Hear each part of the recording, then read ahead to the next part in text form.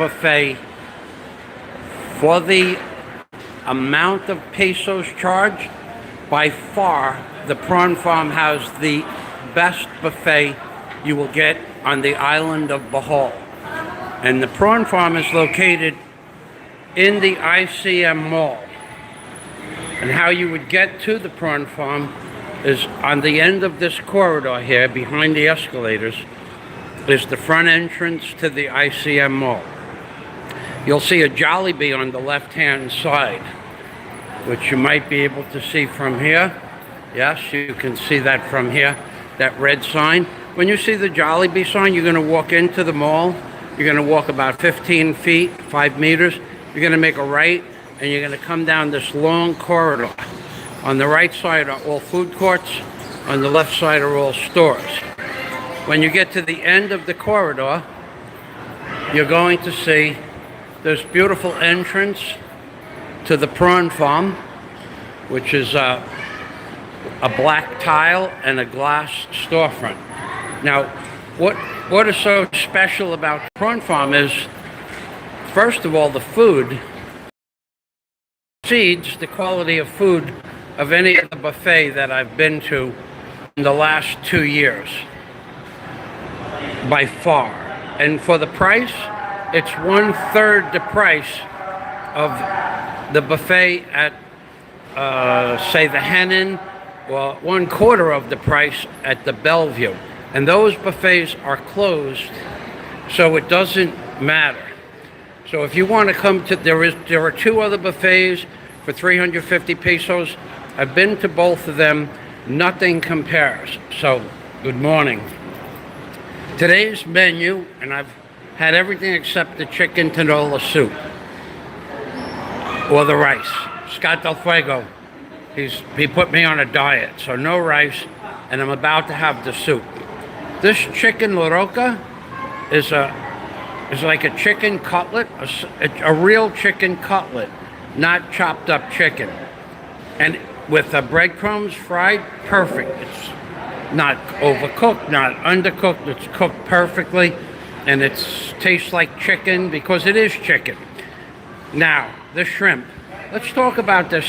Today, you're going to see the biggest shrimp you've ever seen at a buffet at the Prawn Farm. Typically, they have a bigger number shrimp. They go by numbers. They typically have the biggest shrimp of any buffet that you're going to go to, and they are cooked in a ginger and garlic sauce or ginger and butter sauce, depending on the day. They're delicious.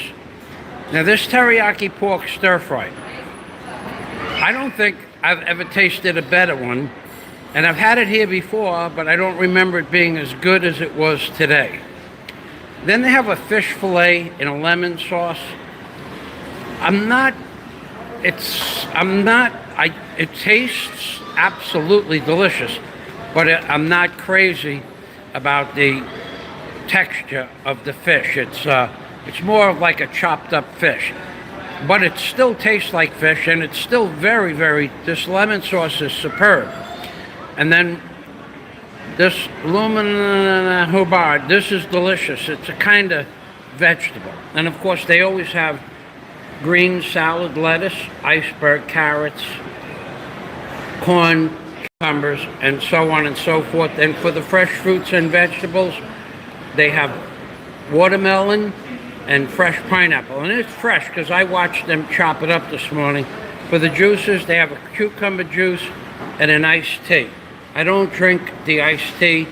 I think this one has more sugar than this, but the iced tea has too much caffeine in it. So let's go inside and I'll show you the buffet one item at a time. I also want to explain to you, here is their regular menu for those of you who wish to come during the week. I won't talk about it, I'll just let you see. This is the soup. These are the appetizers. These are the seafoods. These are the main course.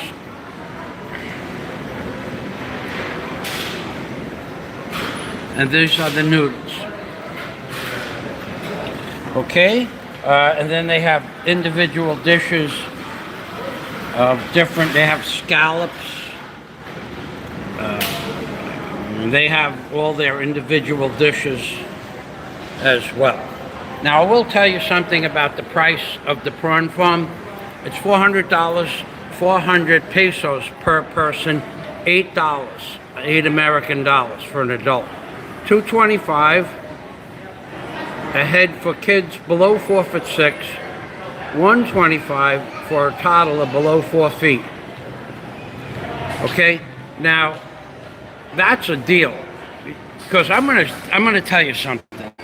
You can walk down this Bo's Coffee, right? For instance, you'll pay more than $1 per donut, or about $1 per. If you bought 3 donuts and a coffee at Bo's or Dunkin' Donuts, which is at the other end, you would get more money for 3 donuts and a coffee than you would for this buffet menu. Now, there's also a store here. The next one is the Buzz. It's the Bohol Beef Farm. The Bohol Beef Farm has the same salad options for 280 pesos. And in the prawn farm, you get that same salad unlimited. And that's all included in the 400 peso price. And the prices in the rest of the restaurants are similar. So for 3 donuts and a coffee, you're going to spend more money than you would at the prawn farm for an entire buffet meal that you can sit down and relax for up to 4 hours from 10 a.m. Friday, Saturday, and Sunday, 10 a.m. to 2 p.m. So let's go in. Unlimited, all included. That's correct. Unlimited, all included. Hey, Paradoxical Q. Good morning. So now I'm about ready to have this soup. This is the one thing I haven't tasted yet. So here is, the place is, look, notice how clean. They even polished the air conditioners. So they have a typical rice, plain rice. They have this chicken loroca, which is chicken cutlets. Basically, it's chicken cutlets. They have this, I don't know how to say it, lumplang, hubad, lumplang, hubad. It is superb. It's absolutely superb. And I want to add something. They don't use MSG in any of their seasonings. Now look at the size of these shrimp. And I will show you how big they are in real life in a moment. And then these are shrimp with LOUSY, whatever that is. They're delicious. And this is teriyaki pork. Teriyaki pork. It's the best teriyaki pork I've ever eaten. And this is the fish fillet in the lemon sauce. Mein Buntag, amiga. What is your name? Eden, sir. What? Eden. What? Eden. Eden? Like the Garden of Eden? Guapa? Salamat. That's Eden. Now they have carrots. I'm not sure what that is. Cucumbers, corn, and my favorite, iceberg lettuce with vinaigrette or Russian dressing. Then they have this vinegar and onion seafood eggplant salad. I don't like, because it has raw onions, but I'm not crazy about vinegar salad dressings in and of themselves. And this is gulso salad, whatever that is. It's from the ocean. I think it's seaweed. And then they have jelly salad, which has sugar in it, so the de fuego, the Scott del Fuego, he will not allow me to have that. Fresh pineapple, and they cut all of this stuff up. They cut all of this stuff up fresh in every morning. I watch them cut it up when I get here early to do my bills. Then they have cucumber juice, iced tea, and if for those of you who like to drink alcohol or soda, they have a full display of soda and alcohol. including wines and liquors. Looks like they have Johnny Walker. I'm not real sure what liquor looks like. I don't drink liquor, but they have wine, beer, and liquor. So I'll show you how big. Good morning. Jama. Holly ho, Jama. You give me one Jesse James. You give me one Jesse James. One. Only. Brett, hello. Mein Buntag. Okay, and that's the liquor. That's not important for me, so it's not important for you. But take a look. Take a look at this. This is my table set up. I set it up so you could see how big the prawns are. Look at the size of these prawns. They're every bit of 5 inches. And this is a peso bill, which is about the same size as a dollar bill. And if you look at it from the top, a dollar bill is 6 5/8 of an inch, roughly. You look at it from the top, and these, if you stretch them out, would be over 5 inches. Now, today's prawns are a little bit bigger than normal, but this is not abnormal to have prawns that big. And this is my salad. I set this up so you could see. Now, it doesn't come with what this is, a lemon, type of lemon. This is called calamansi.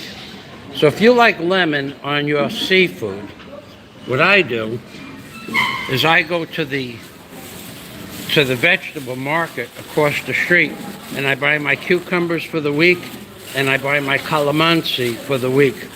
And these are 60 pesos per kilo. And then I cut them up and I put them on the side of my dish. And as I have a shrimp, I squirt it on the shrimp. Now, I'm going to teach you something about how to put lemon on fish. Okay, you would think you know how to put lemon on fish. And I would say that 99% of all the people in the world have no idea how to put lemon on fish or chicken.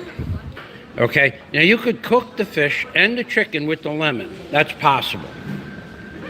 However, some people take their lemons, they cut them up, and then they squeeze the lemons all over the fish or the chicken or the pork. That is not the right way to put lemon on a food product. It is an absolute waste of the actual lemon and the acetic acid in the lemon. The proper way to put lemon on any item is you can pre-cut your lemons, but if you want to eat this shrimp, you cut the lemon in half, you squeeze lemon on just this one shrimp, and then you eat that one shrimp. If you put the lemon on all the shrimp, after about a minute, the part of the lemon that makes it the most flavorful, the part of the lemon that gives you the aromatic flavor of the lemon dissipates. It dries up. It's almost like a can of spray paint. Once you spray it, it dries up. So if you want to have the taste of the lemon on a product, you don't put the lemon on the product until you're ready to eat the product itself. That is the absolute correct way to put lemon on chicken, fish, pork, or anything else. Now, if you're putting it in a drink, that's something else altogether. But you do not put lemon on the whole meal and expect it to taste the same as if you put it on one piece and have that one piece. Now, if you don't believe me, next time you put lemon on something, try it. So I always bring, today I bought 340 pieces of candy, and then I have a little bag here, and I will give 52 pieces to the restaurant staff, and then of course I will give them their normal tip. So I just bought this today. There's 340 pieces in here, and it was $380. pesos. $6.08 for 340 pieces of candy. So this is, let me show it to you. Oh my God, I see a super chat. Let me get to that in a moment. Let me finish with this candy. Please. Thank you for the super chat. I just see that now. Because it doesn't show up on my, it showed up now. Okay, so I'm gonna open up this box of candy and then I'll give one of the waiters. The waiter I normally give it to is not here. That's Ray Vincent. Ray's not here. So let me open this up.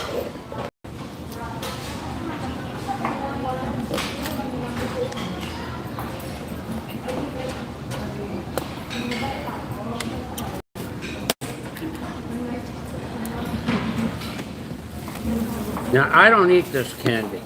I tasted one of these jelly things in the form of a jellyfish stick.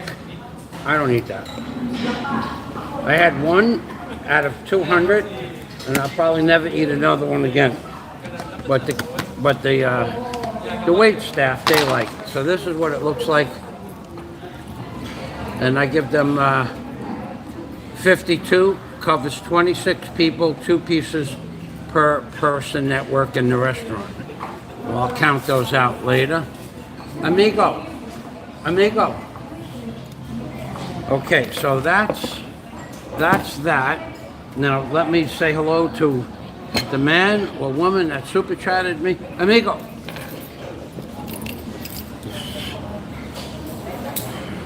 Okay. Michael, you have ruby red shrimp from the Gulf. Have you had ruby red shrimp from the Gulf? James Hilton, I'm glad you brought that up. Let me tell you something, James. When I lived in Key Largo, I had fresh shrimp from the Gulf.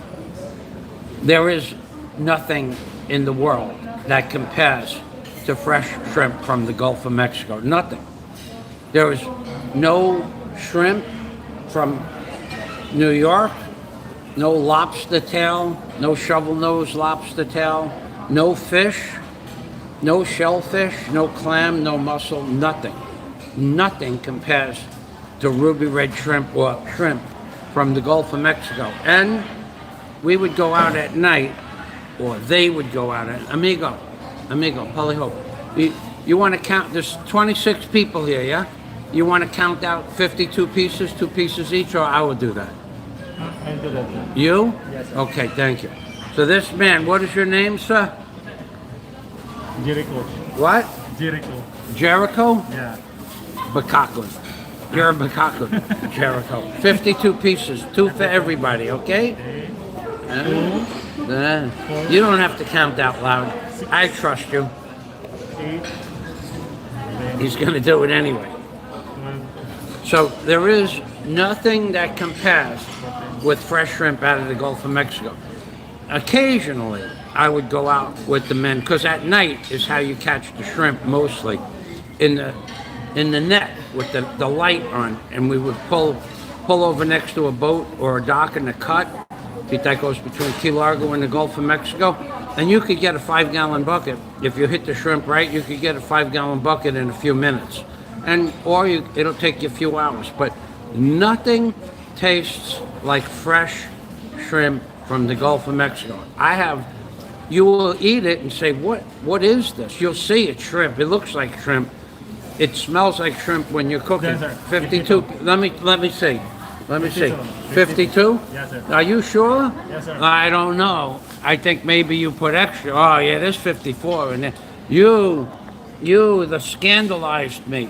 So all right, you tell everybody I said hello, okay? Thank you, sir. Thank you so much. What's your name? Jericho? Yes, sir. Jericho, like as in Jericho, what? Like a movie, Jericho? Yes, sir. Or the horns of Jericho in the Bible? In the Ghost Fighter, sir. In the Bible? In the Ghost Fighter. In the what? Ghost Fighter. The spider? Ghost Fighter, sir. The cartoon movie. The fighter? Ghost Fighter. Spider? Ghost. Ghost? Fighter. There's a ghost named Jericho? Yes, sir. Ghost And you say Fighter. you're a ghost? Yes, sir. sir. So how can I trust the ghost to make a good count? Okay, thank I'm you. good in counting, sir. Okay, the ghost counts. The ghost is counting. So now that's the answer to your question. There is nothing, I don't care who is on this live stream, who watches this live stream. You will never in your life ever taste anything as good as fresh shrimp from the Gulf of Mexico that you caught at 2 or 3 o'clock in the morning and you get up and eat it for the next 3 days. There just isn't anything like that. In fact, when I lived in Key Largo, in the 15 years that I lived there, from 1993 to 2013, never did I eat a piece of frozen fish or frozen shrimp or frozen lobster. Because there were 50 fishing boats and lobster boats that went out from behind my house. Now, as far as shrimp, only a few people in my area went shrimping. It's a lot of work and it's at night. But I would get fresh shrimp, and I'd even pay $5 a kilo for fresh shrimp. That would be what they would ask for, but it would worth it. I mean, there's no way to compare fresh shrimp. There's nothing in the world that tastes as good as fresh shrimp. Nothing. There's no seafood. There's no combination of seafood and spices. No clams, no fish, nothing. Fresh shrimp, boiled. We're talking about boiled. Just boiled in water with a little salt and lemon. Nothing compares to it. So, Andrew Steinmetz, and God bless Louis Paganpot. So, Louis, you are the person that sent the super chat, I guess. Hey, Andrew, thanks for stopping by. Paradoxical, unlimited, all included in the price at the prawn. Unlimited. You could eat, if you want to eat 10 plates of shrimp prawns, you just ask them for 10 plates of prawns. And that's the same, that's the same way it is in any buffet here in the Philippines. They will never look at you sideways, no matter what you put on the plate. Louis Paganpot, thank you. Thank you very much, Louis.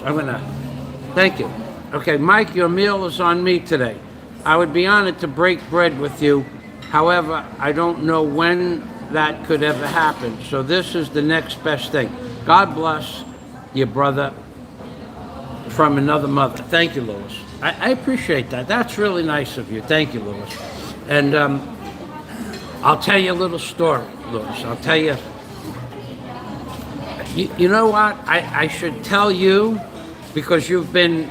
I have a secret, and if you could somehow get me your phone number, take an old video that I have. If you live in America or you have a Skype address, I will tell you my secret.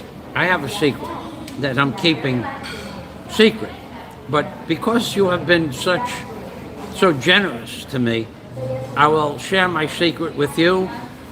And of course, Andrew, my friend Andrew, he knows about my secret.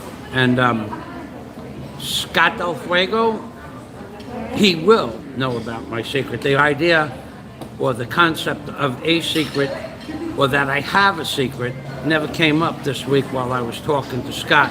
We were so busy talking about his road trip across America on his motorcycle that I didn't get involved with any of my personal stuff. So if you could send me a phone number or a Skype address or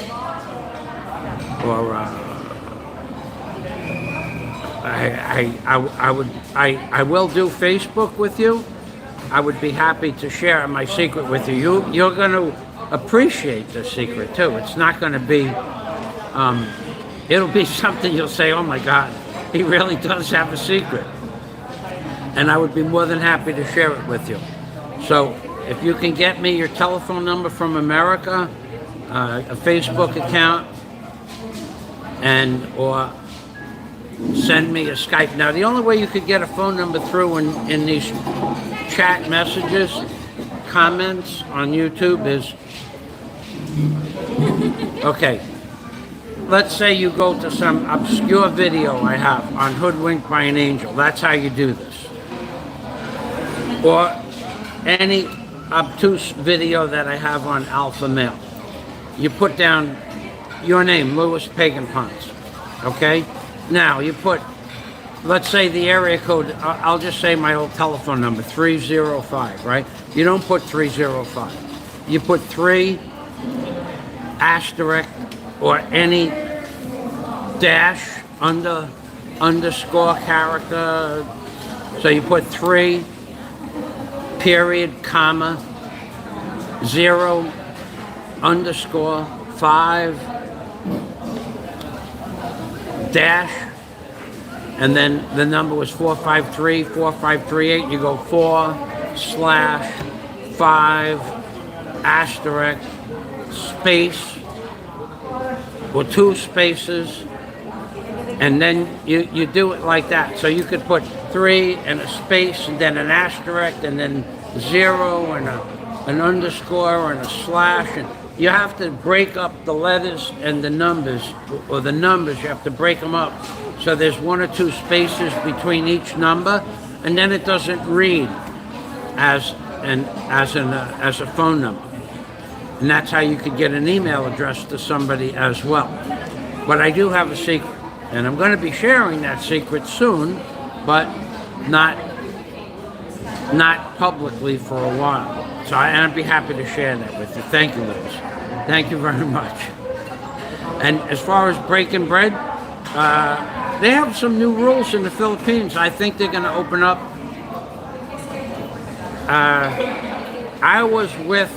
I had breakfast with a young lady this morning, and she works laterally from the government. She works laterally from the government, and the restrictions are coming down one at a time and fast. So she's not sure that open travel would be before the holidays, though. She doesn't think that's going to happen. She doesn't know yet, but like for instance, now in the Philippines, I'll tell you guys, now there's no longer where did it go? The mask. This is the face shield is no longer required to go into the vegetable market or to come into the prawn farm. No longer required. You don't have to wear a face shield on the jeepney or in the short shuttle buses. No more do you have to wear this. I bring it anyway, because to get into some places they may still require it, but for the vegetable market across from ICM Mall, which is where I buy all my vegetables, nobody is wearing a face shield anymore. The mask, if you put the mask on, they want the mask, but on the jeepney, a lot of people have the mask down like this. No one says anything. So the restrictions have eased up. Also, I was going to go to Manila to buy some equipment. There is no more swab test to go to Manila or to come back from Manila. There's no more quarantine. It's opening up, so maybe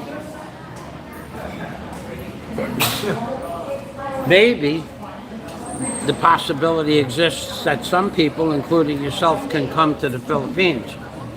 Within, the girl was thinking March, April, like that. Now, but she's not sure. It could open up any time now. But it looks like Mr. Duterte is going to keep this plan as is until after the holidays. And at that point, he may or may not open it up. We don't know.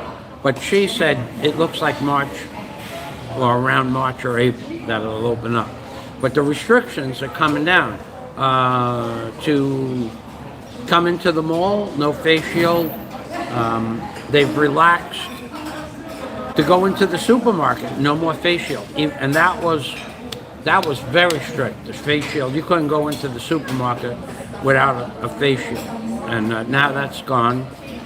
So it looks like, hey buddy, hey Ray, mayan buntag. Salamat.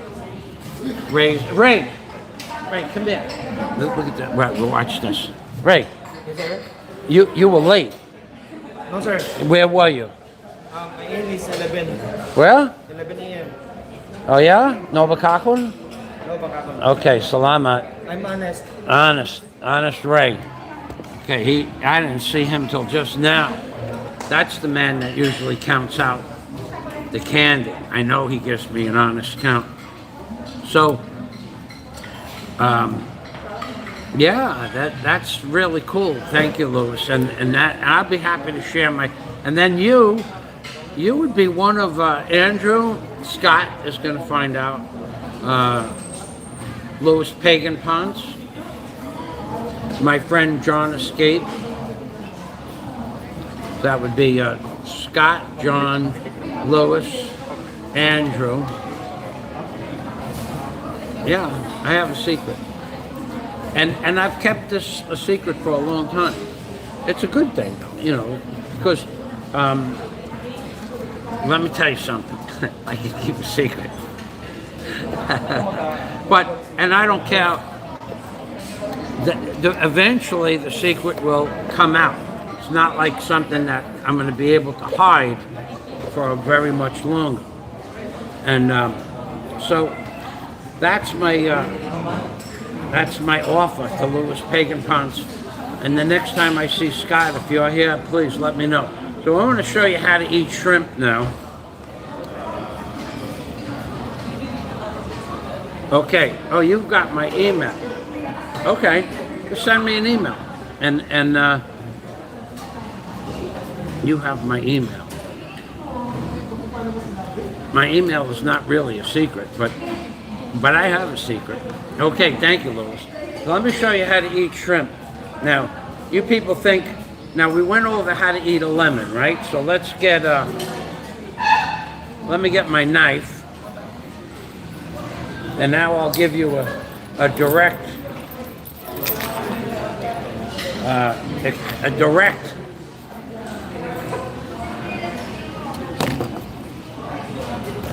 methodology in which to eat shrimp. I don't like cutting it on the table because I don't want to scratch their beautiful tables. So you cut it in half. Always put the lemon face down on the plate so that when it's face down, the face of the lemon is not getting air in the lemon. It makes a difference, not a big difference, but when you're Michael Flasio and you're meticulous,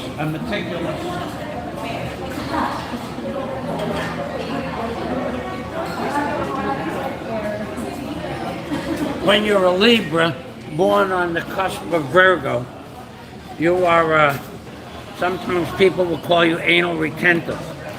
So that's just the way to do it. So I cut halfway through here, like that, halfway.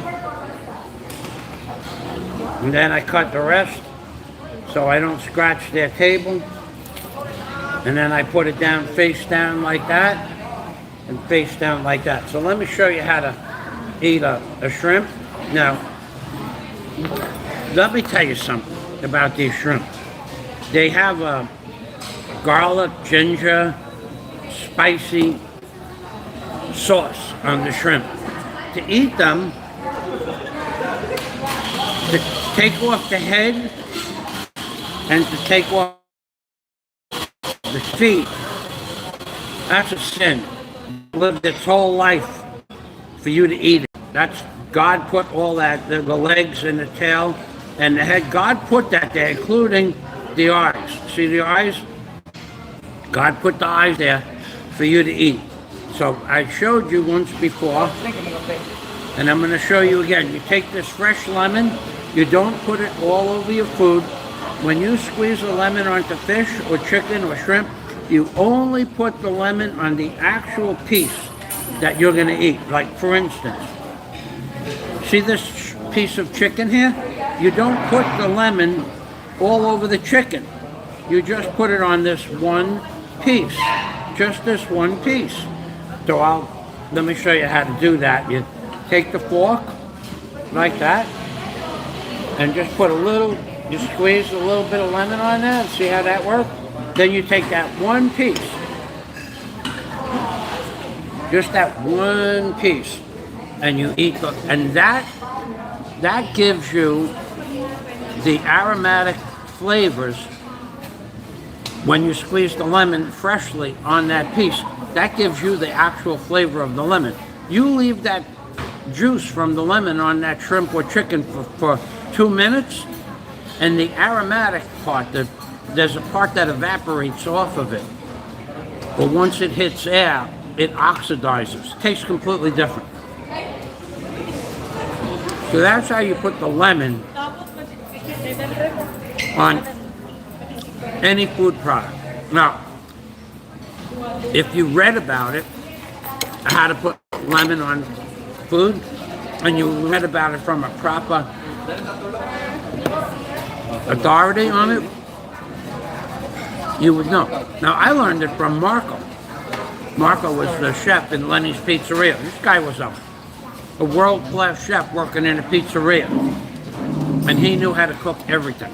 And Marco would tell me all the little tricks of the trade. Now we're gonna go, now I'm gonna teach you how to eat shrimp. Okay? You gotta eat shrimp head first. Otherwise you'll wish you didn't. So you take this shrimp, and you take the lemon, and you put the lemon, I gotta get this back a little bit. Okay? Now this lemon is exhausted, almost exhausted.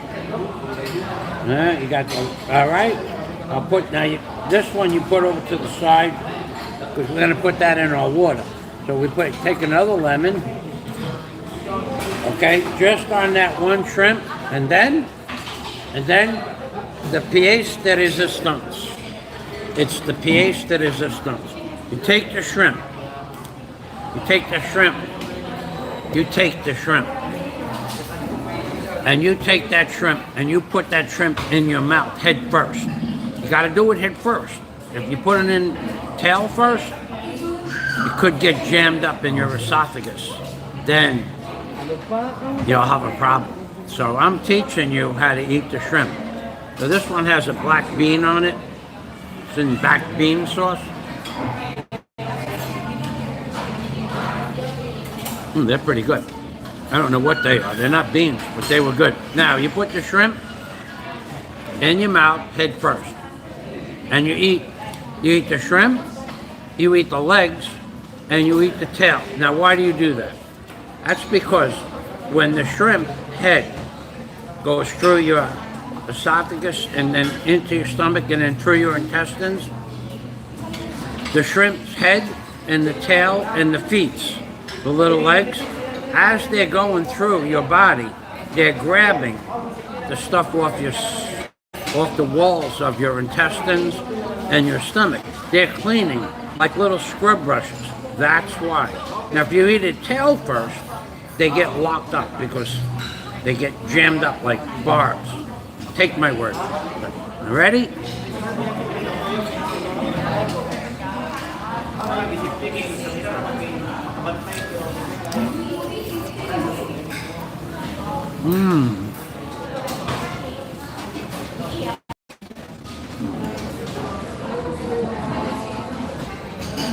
Now, don't worry about it, because you're going to feel the leg. They get reactivated once they go in your mouth and you start chewing. They're like this now.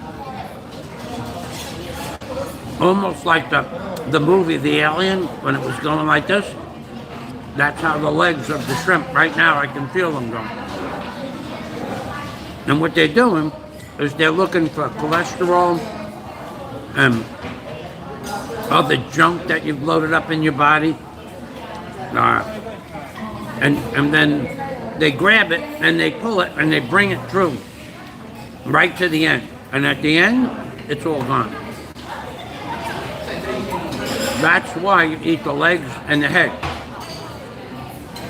The shrimp sacrificed his life to clean out your intestine. If you take all that stuff off, then you're just eating a little piece of meat.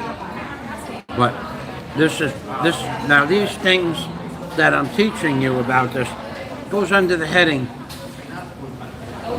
of Things I Know by Michael Fazio. I was going to write a book called that because I have so much knowledge about so many things. Now this is the fish fillet. I think the fish fillet is ground up, chopped up fish, and then they reconstitute it with some eggs and some batter. It's pretty good. Don't get me wrong. This yellow sauce is freaking delicious. But it's not real fish. It's not a piece of fish. But Prawn Farm does have real fish. They have real chicken. Last week, 2 weeks ago, they had real fish fillets. And we're talking about fish fillets that were this thick before they put the breadcrumbs on. So, now these shrimp are also cooked in one of the things that make the shrimp and also the teriyaki pork. They use real bell red peppers. Now the red peppers are 250 pesos each. 250 pesos a kilo. That's very expensive. And when you eat it, it tastes like a red pepper. But sometimes they use bell peppers in some of the things. Bell peppers are 400 pesos per kilo. But here's the best part about this meal. See this? This is broccoli. You are not going to get chunks of broccoli like this anywhere else in any other buffet. Because broccoli, even though it's $5 per kilo, 3/4 of the broccoli is stalk and leaves. 1/4 is broccoli heads, the heads of the broccoli, the flower. So you're really paying $20 per kilo for the heads of the broccoli. And they have, I ate all the broccoli, but I like broccoli. But they have, you can ask the guy to just give you more extra broccoli in the, hello. And it's delicious. The closest thing I could talk to you about this pork teriyaki is it tastes like the best Chinese food you ever ate in America. This is better. For many reasons. One, the vegetables in the Philippines don't have all kinds of chemicals on them because they don't use chemicals here to grow the vegetables. Second reason is the pork that is in this food right now was walking around having dinner last night. That's the truth. When you buy pork here in the Philippines, like I'm going to go buy pork later, the pork I'm going to buy from the butcher today had breakfast, or thought he got up to have breakfast and became lunch. So this pork teriyaki is better than any beef and mushrooms or pork and mushrooms that you're ever going to buy in any Chinese restaurant. Plus, you got to remember, here they use real curry, and they also use that root. I forgot the name of the root, and it's amigo. Hello. What is the name of the root that they use? Ginger, right? Ginger is the root. Yes, sir. Ginger. And how many pesos is that per kilo? Like 200 pesos? I don't know, sir. Okay, about 200. Here, how many pesos is ginger per kilo? About 200? Actually, sir, the 1 peso, sir, is 4 grams. 1 peso for 4 grams. 4 grams. 4 grams for 1 peso. Okay, salamat. So ginger is 1 peso for 4 grams.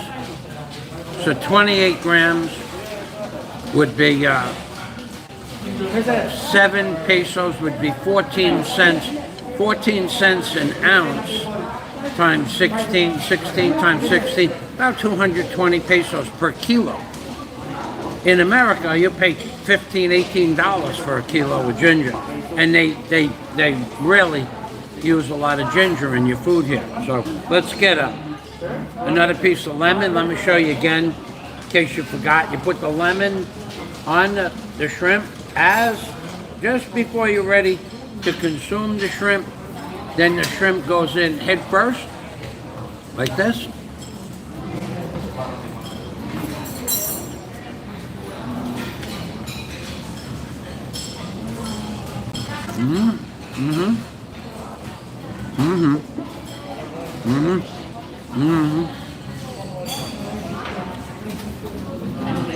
You gotta be real careful in the beginning. There's a lot of sharp stuff on the head of the shrimp.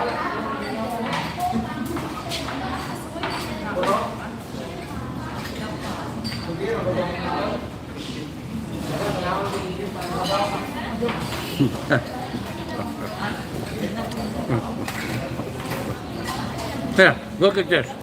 Look at this.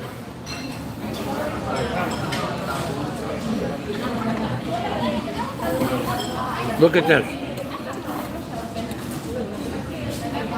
That's a bell pepper. That's a chunk of bell pepper. You're not going to see. It's $8 a kilo for bell pepper.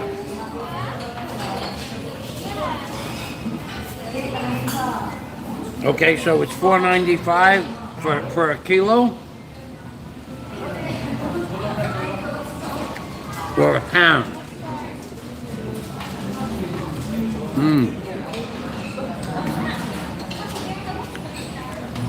So here it's $5 per kilo. Are you talking about $4.95 per kilo? Can't be. They don't grow ginger in America, so they'd have to ship it 7,000 miles.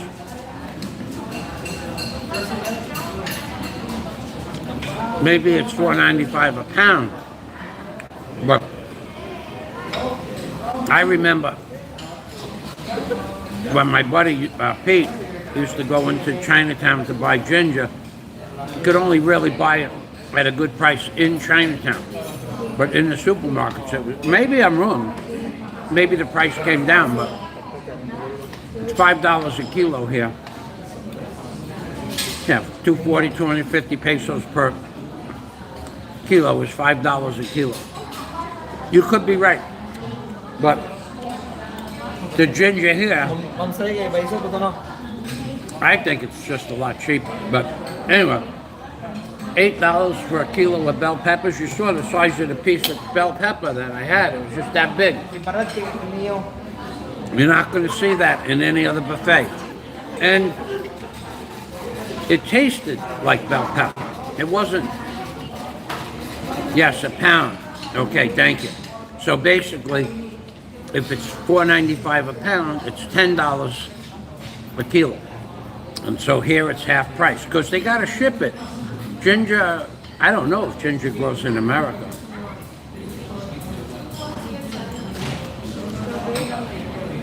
I don't know that much about vegetables. I'm not smart when it comes to that. Boy, that was good. So we're gonna have chicken. We're gonna take a nice fresh piece of lemon. Let's go back. I'll show you how to do that again. You put the lemon only on the piece that you're gonna have now. Don't squeeze it out and then put it back down, face down in the plate. Because when the lemon hits the air, we'll call it oxidation, but something happens to it chemically and it loses its acetic acid or aromatic flavor.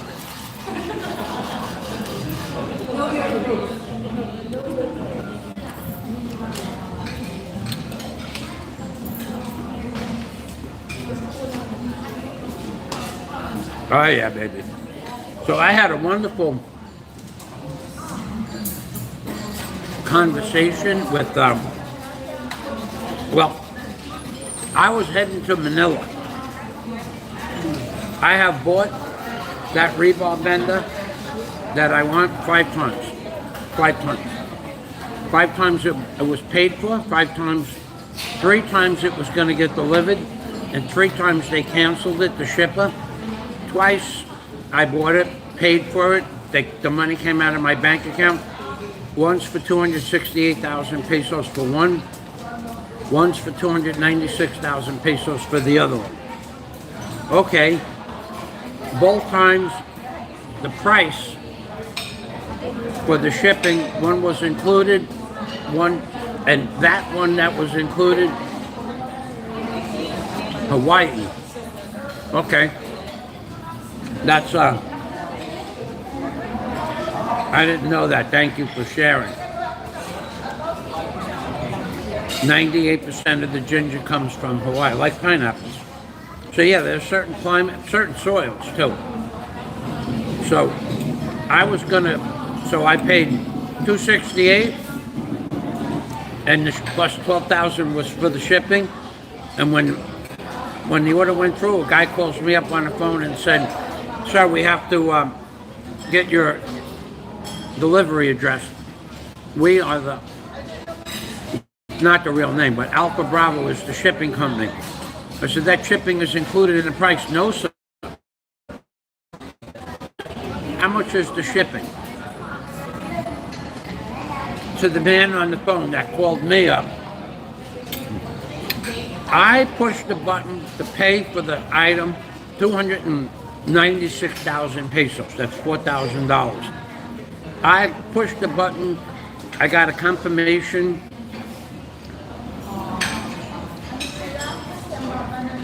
While I was on the phone with Lazada operator said, "Sir, it's door-to-door shipping, 296,000 pesos. I said, "You stay online."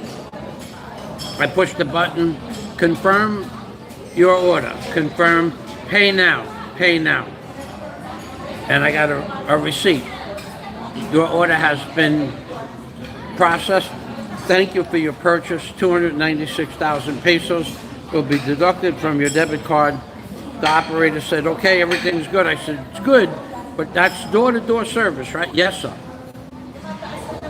Well, it wasn't. I didn't, no sooner did I hang up from the operator, did the phone ring. The landline. And I said, "Hello, Michael speaking." "Yes, sir, is this Michael Fowler?" "Yeah, it's Michael Fowler. This is Alpha Bravo shipping. We want to get exact directions to your house." I said, "Wait a minute, ma'am. Look at this order. I only put the order through like, it wasn't 90 seconds. "Yes, sir, we just got the notice." "Okay, so what's the problem? What do you need from me? Because it's got the directions where I live in my purchase order." "Yes, sir. Is there going to be any additional fees?" "Yes, sir." "How much?" About. Now listen to the way they do business here. They just do it across the board like this. These people are not good business people. "How much is it going to be for the shipping?" "Sir, estimate 8 or 10,000 pesos." "Well, no. I don't want an estimate. I want an exact price." "Sir, between 10 and 15,000 pesos estimate." I said, "You just said 8 or 10. "Yes, sir. But between 10 and 15,000. "Wait a minute. If it was estimated at 8,000 pesos, why are you charging me maybe 15? That's double. That's double. And all of that took 30 seconds for you to double the price. But the difference is 8,000 pesos is 160 bucks. 15,000 pesos is $300. You went from 160 to 300, and that's only an estimate?" "Yes, sir. Let me talk to the boss." So it wasn't 15 seconds. The boss was listening to the conversation, or they were in the same room or at the same desk or whatever. "So, how much is it?" Your man said 8,000, 10,000, or 15,000 estimate price to go from Tagbilaran City to Bohol, which is 10 miles, 20 kilometers exact. "Sir, estimate price 20 or 25,000 pesos. Whoa, wait a minute. That's $400 or $500 for shipping for 10 miles. "Yes, sir. That's a heavy machine." I said, "Dude, man, I'm a contractor. The machine is heavy for the average person, but you have trucks with a boom on it. Pick it up, take about 2 minutes to put it on the truck. You take an hour to get here, and an hour. In my head, I'm doing all this. I said, sir, you have trucks that do this work for you, and nobody. Yes, sir. Estimate 20 or 25,000. What I said to him next, I can't say online. Okay.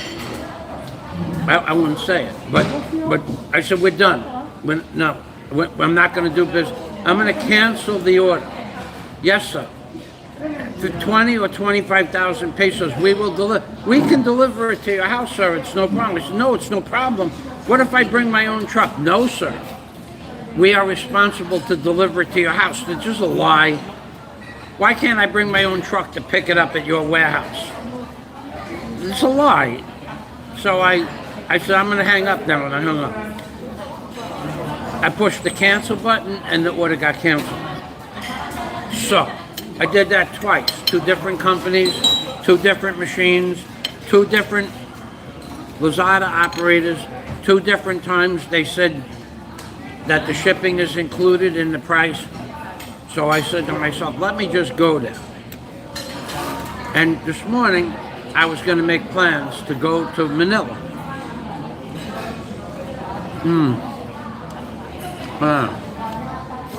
I just ate the head only. The head has the brains. The brains make you smarter. And now I'll eat the tail. The tail has the swimming part.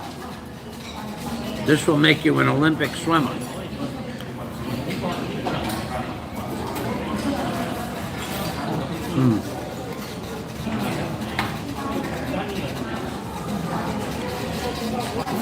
Now you gotta eat it like this, because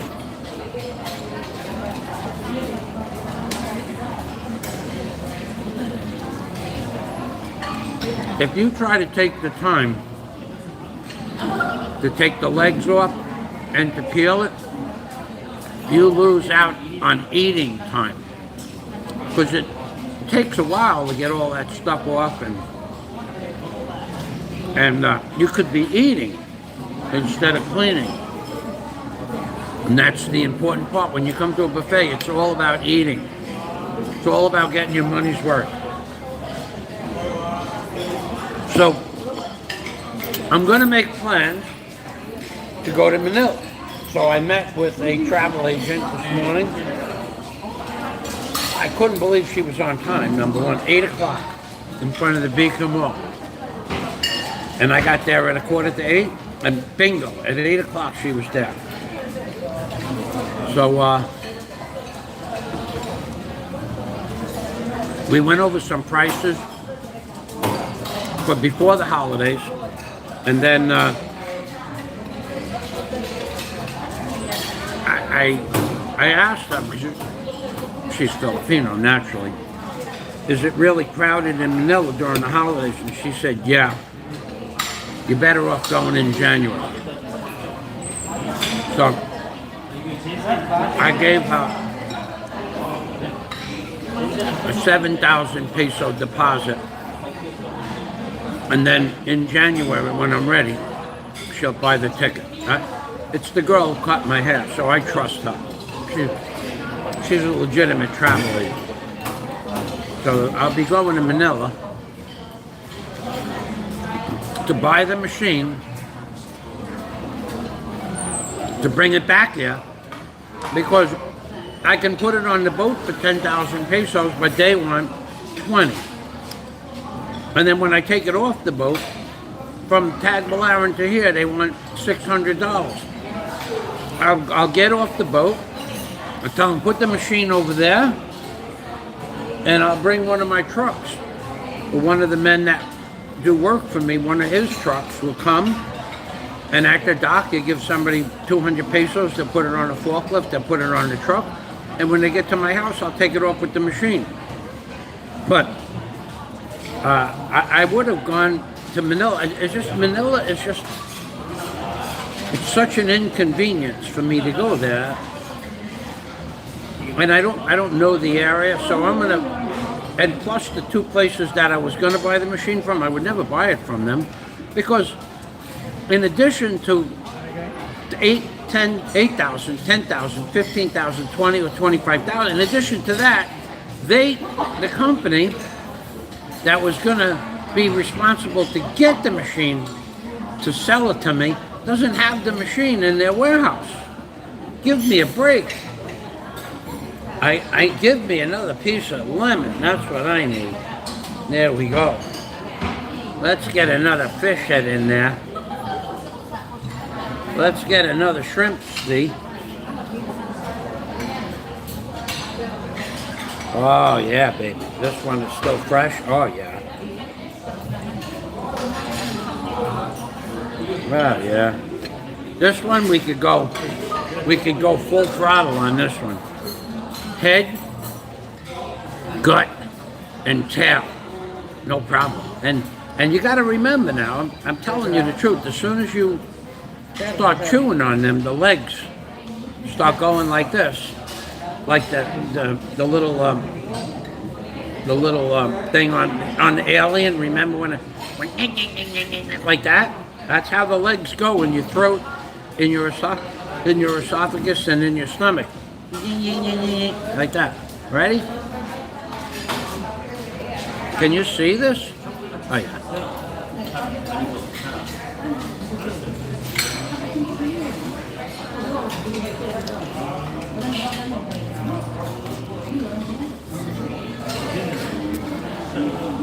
Mmm.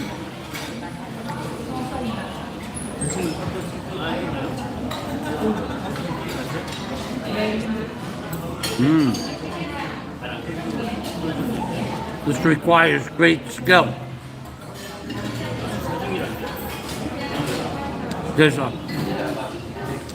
I'm manipulating where the head is right now. The head has a big point on the head, like a spear. You gotta be careful.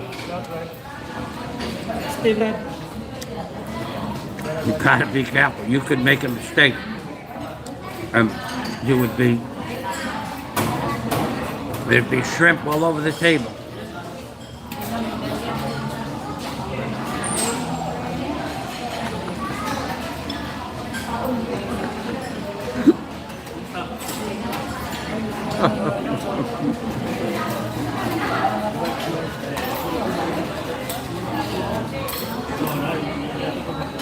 The art of eating shrimp. My God. So anyway, we had and the prices for the tickets to Manila are really cheap, man. You can go to Manila if you order 1 month in advance from Bohol for as little as $80. And if you order a month in advance, you can go to Manila and back. That's with a short notice one way, because I was only going one way. I was coming back on the ship. But if you order 5 weeks in advance, you can go to Manila and back for about $120. That's a good price. I remember paying $140 to come back from Dumaguete. And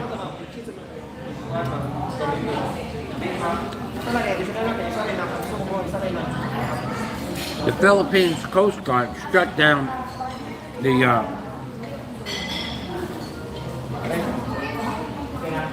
ferry schedule. Not for a day, it was shut down for a week. I'm in Dumaguete. There's nothing. Look, anybody that's coming here, let me tell you what there is to do in Dumaguete. This is what there is to do in Dumaguete. Nothing. Nothing. For me. Nothing for me. What they call a beach, I wouldn't even go in the water on that beach. It's a completely... The water is septic. There's no sand. It's a rock beach. This is Dumaguete proper. It's at the end of the at the end of the concrete pier. It's the only beach. And then you have the port. Then you have about a half a mile of concrete pier. And at the end of the concrete pier, there's a rock beach with rocks like this big. You can't walk in. I never saw anybody in it, but that's what they call the beach. So there was a typhoon and big waves. So I was coming back from Bohol. It was January. I'm gonna go for a little, I'm gonna get a little bit smart. I'm gonna just have the head, just the head of the shrimp. But I will have a little bit of fresh lemon on the head. There's nothing like lemon on the head. Because the head is the crunchy part and the brains is the tasty part. So let me show you. Let me just see if you can see this. Let me show you how dangerous it could be to eat shrimp. Look, you see this?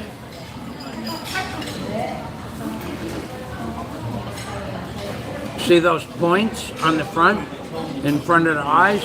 They're like little spears. There they are. They're like a cartilage. You get those bad boys jammed up in your larynx, there'll be shrimp all over the table. But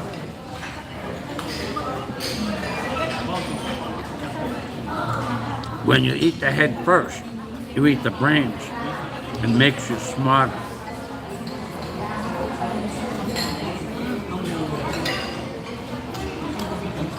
Plus, there's a legend that if you eat the head of the shrimp and the brains, you'll become more of a real man. Because only a real man eats the whole shrimp. We know that. Everybody knows this. Everybody knows this. Only a real man would eat the legs, the gut, and the brains. Only real men do certain things. But by eating the legs and the head and the brains, you have to be a real man to do that to begin with. And then when you eat the brains, there's a certain part of the brain of the shrimp that makes you more of a real man. So let's get the legs. And the legs, remember those little legs here? The legs, when they go in, they start to move. They get motivated from you chewing on them. They chew on your esophagus, and they clean like a Pac-Man. They clean you out. It's true. No bakakon.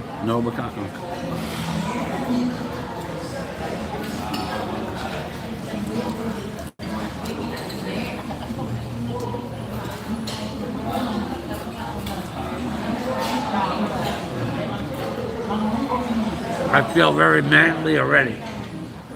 More manly.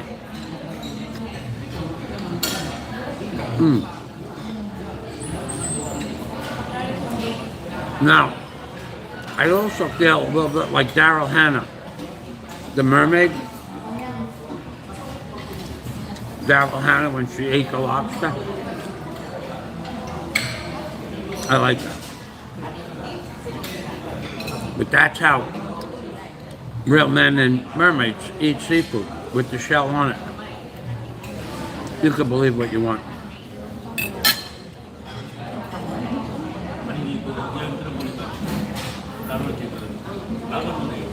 Okay, now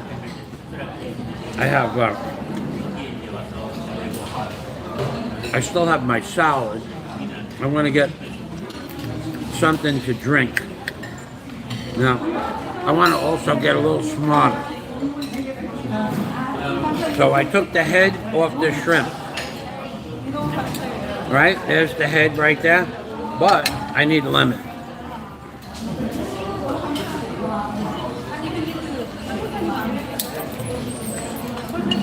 So let me get a couple of fresh lemons here.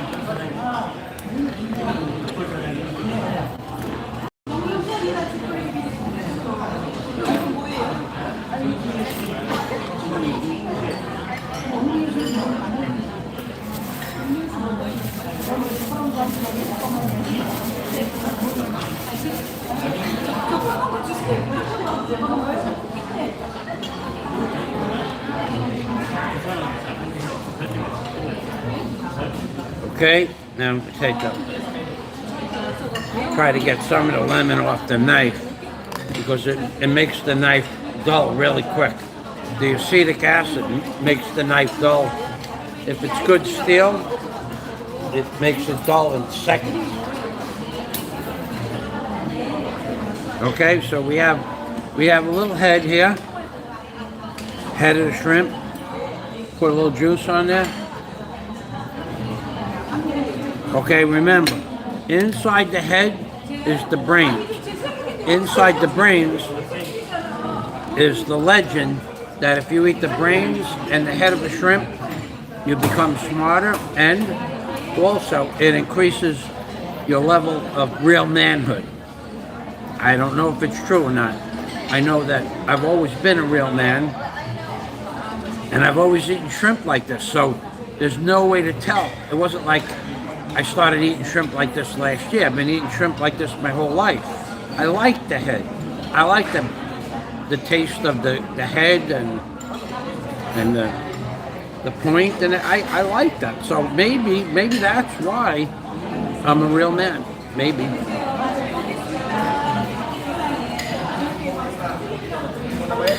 No way to know. All right, so what we got to do now?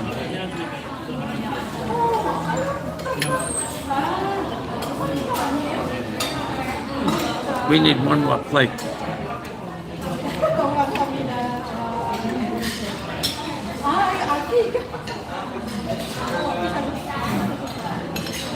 Another benefit of this buffet, it's carnivore diet friendly. Because you can eat all the shrimp you want. You can eat all the pork teriyaki you want. You can eat all of the salad you want. Now, salad is not carnivore friendly, but you can eat salad and there's no calories and no carbs in it. If it did have that, then there would be a conflict of interest between myself and the great Scott Del Fuego. And that ain't never gonna happen. Scott tells me what to eat. Don't eat carrots. I don't eat carrots. Don't eat bread. I don't eat bread. Don't eat candy. That candy behind me right here, 320 pieces, 340. All of that is for the men in this restaurant. I will never eat a piece of that. It will sit in my house until it's all gone.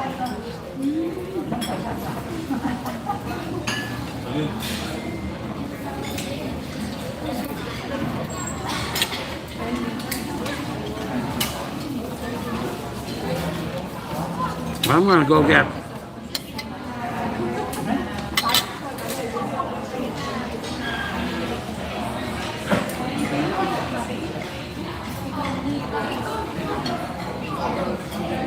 another plate of food.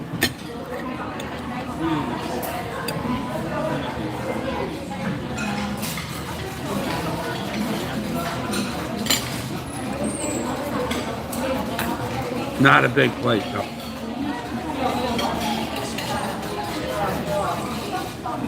So at this buffet, carnivore friendly, chicken, breadcrumbs no, but such a small amount, it's okay. Beef, pork teriyaki, carnivore friendly. Shrimp, carnivore friendly.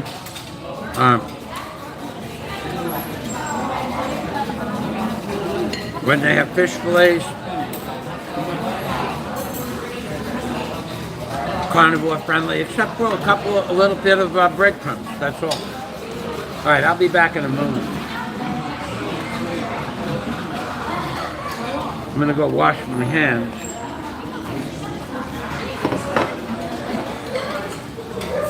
I'll be back momentarily. Here. You watch the restaurant.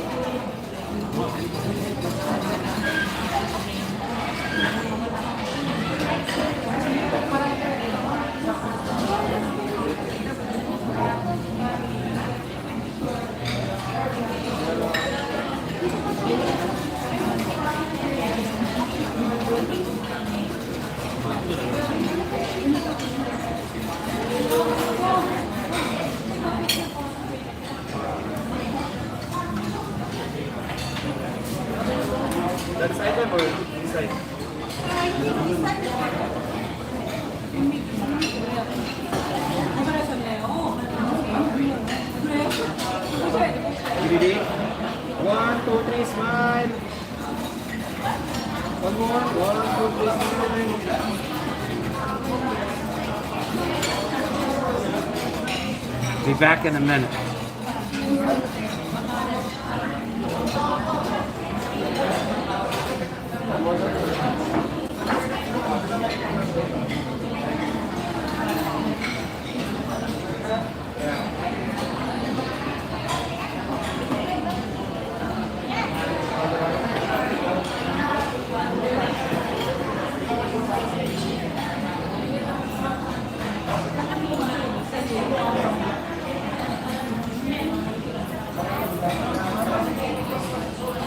I think I'll be getting my my chicken soup now.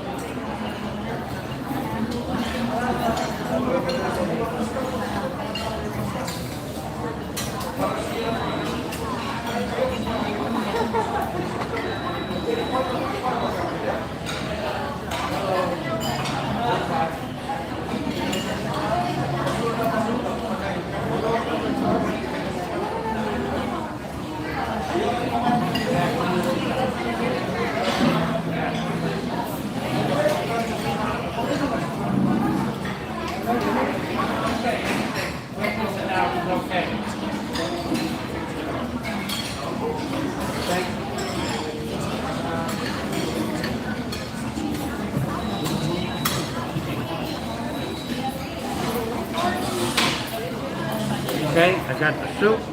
We'll go get some chicken.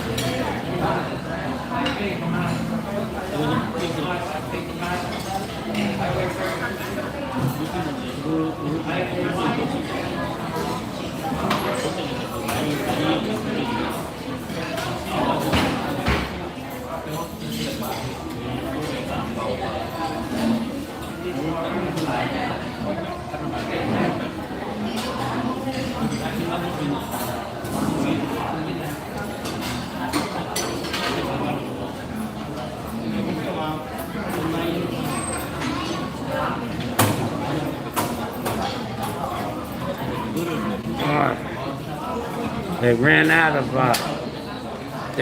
of pork teriyaki, but they'll have more momentarily. So in the meantime, let's get up.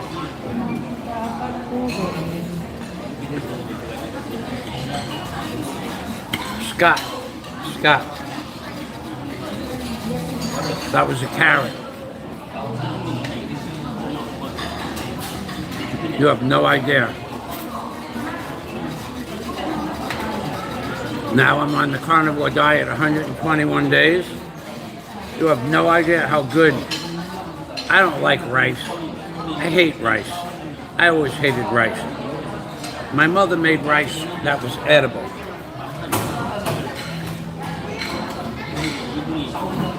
One day a week, we would have Italian sauce with beef or pork in it. And one day a week, she had about 20 meals that she made. And she rotated it for dinner. These were dinner meals. And she always made enough for 2 dinners. Everything. And one day a week, Monday was meatloaf.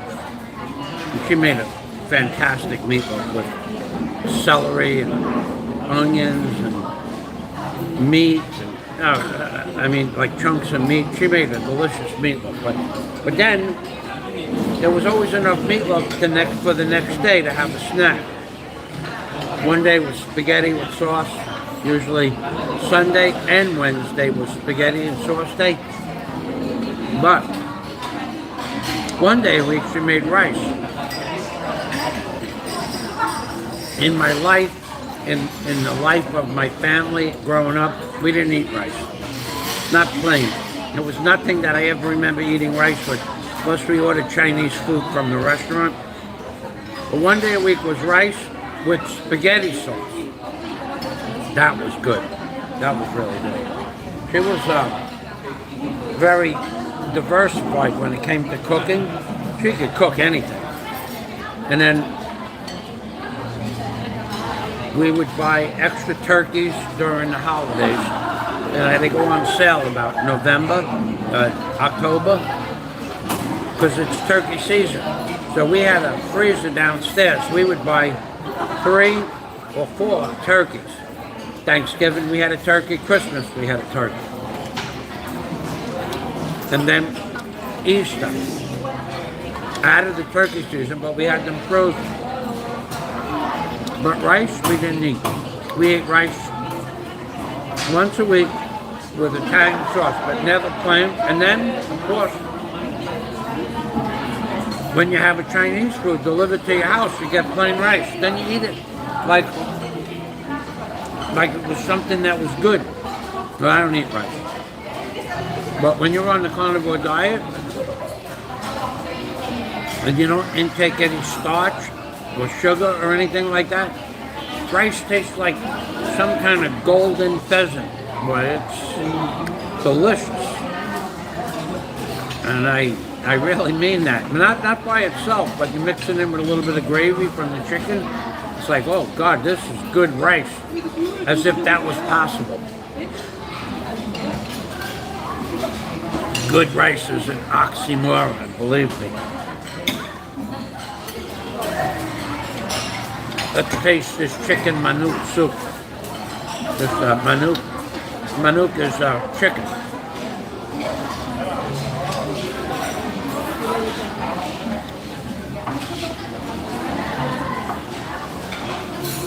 Excellent, excellent, excellent.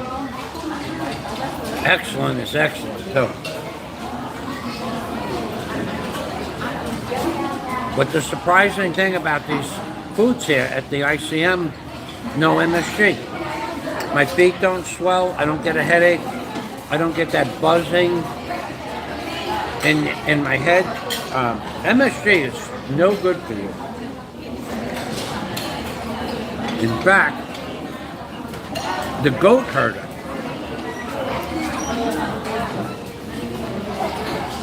I don't know what the hell that was. Some weird flavor thing. The goat herder. Thank you.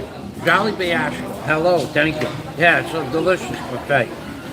The goat herder is sick. I was talking yesterday, they parked the goats in front of my house. The goat herder almost died. A young man, about 35 years old. He's so sick, he can't leave his house. From high blood pressure at the age of 35.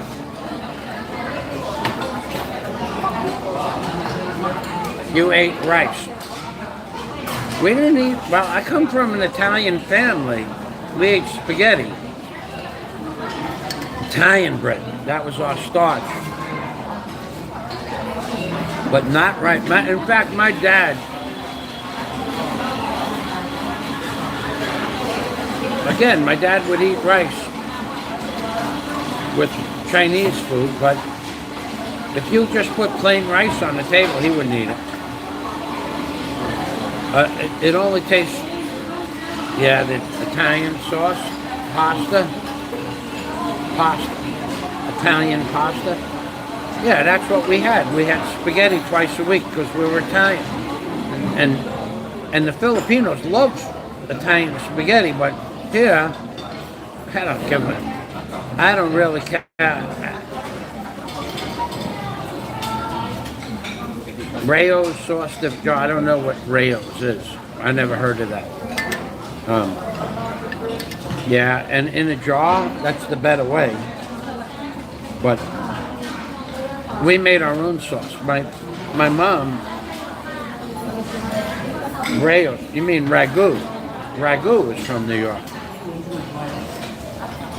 And if Rayo's is from New York, it's after 93 when I moved out of New York. But That could be something that was, the soup is delicious. Rails. I'm thinking that you said ragu, but my mom, very rarely would she use ragu. It's Italian. Okay.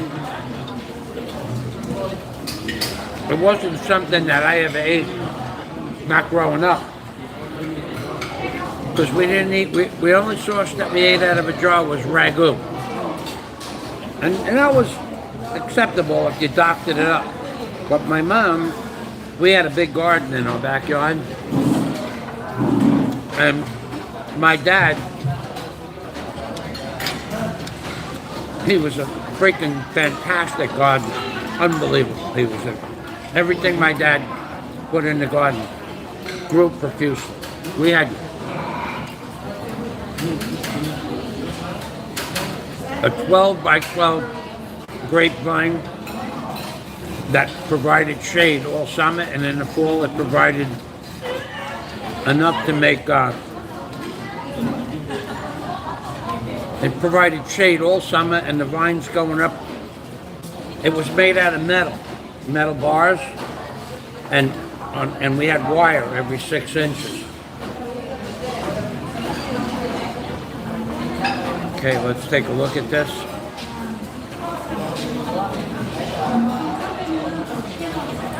I've never heard of those. Well, I live in the Philippines now, so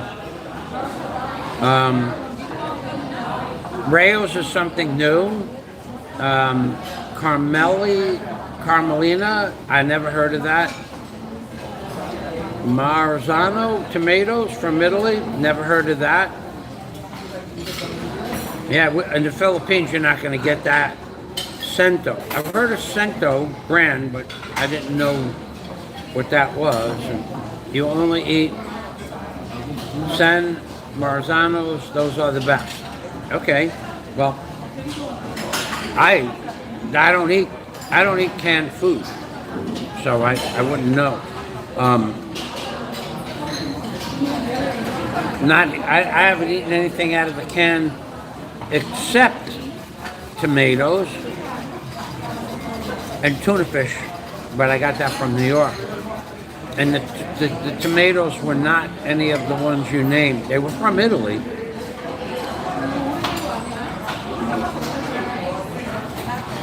Yeah, I don't eat that Del Monte crap at all. That just is, that's not good at all. It's not even, I don't eat it. The Filipinos, that's sauce, but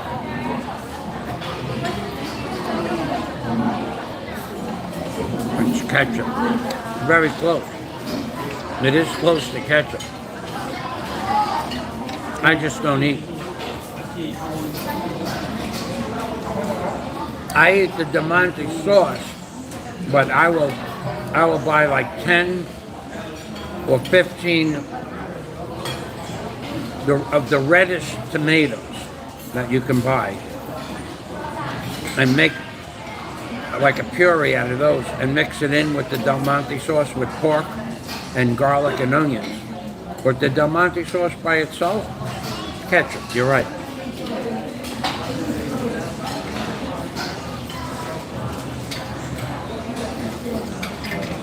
So,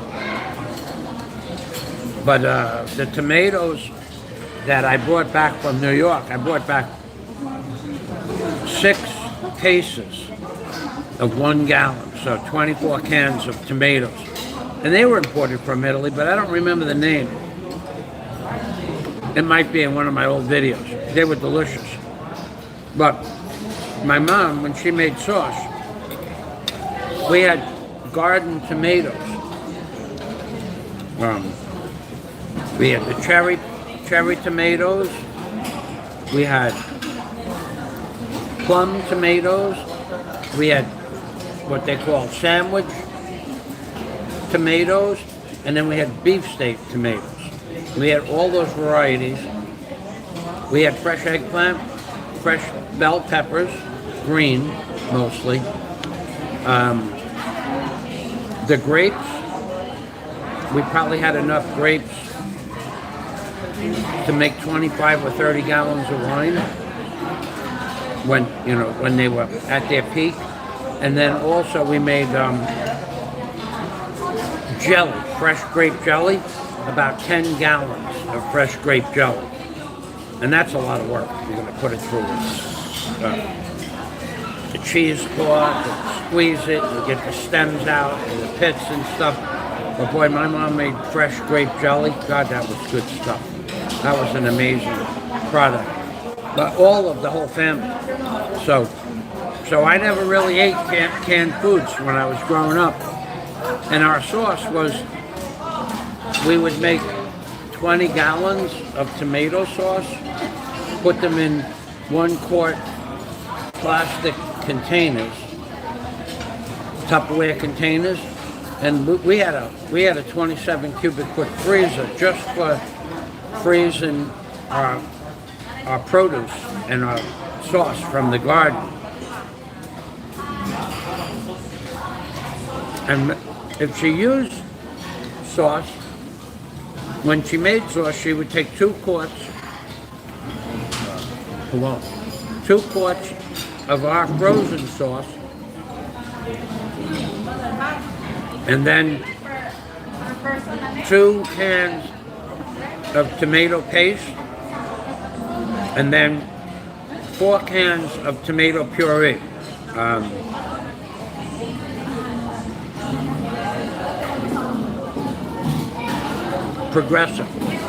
Progresso tomato puree, and we made sauce out of that. So with the 2 quarts or 3 quarts, depends on how much sauce, of fresh garden tomato sauce, it would make a good sauce. But if you had just the fresh garden tomato sauce,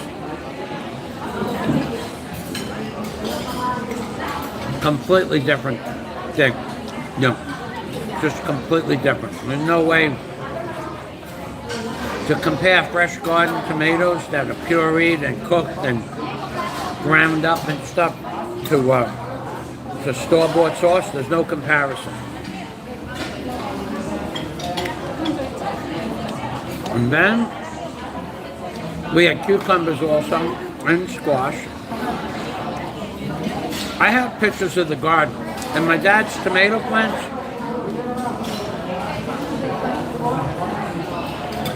When I was doing a lot of concrete work,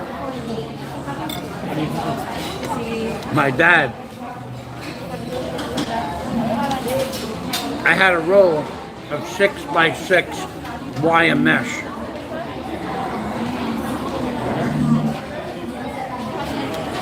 And I used to use my dad's behind the garage, upstairs of the garage, and the basement for my tools and my equipment.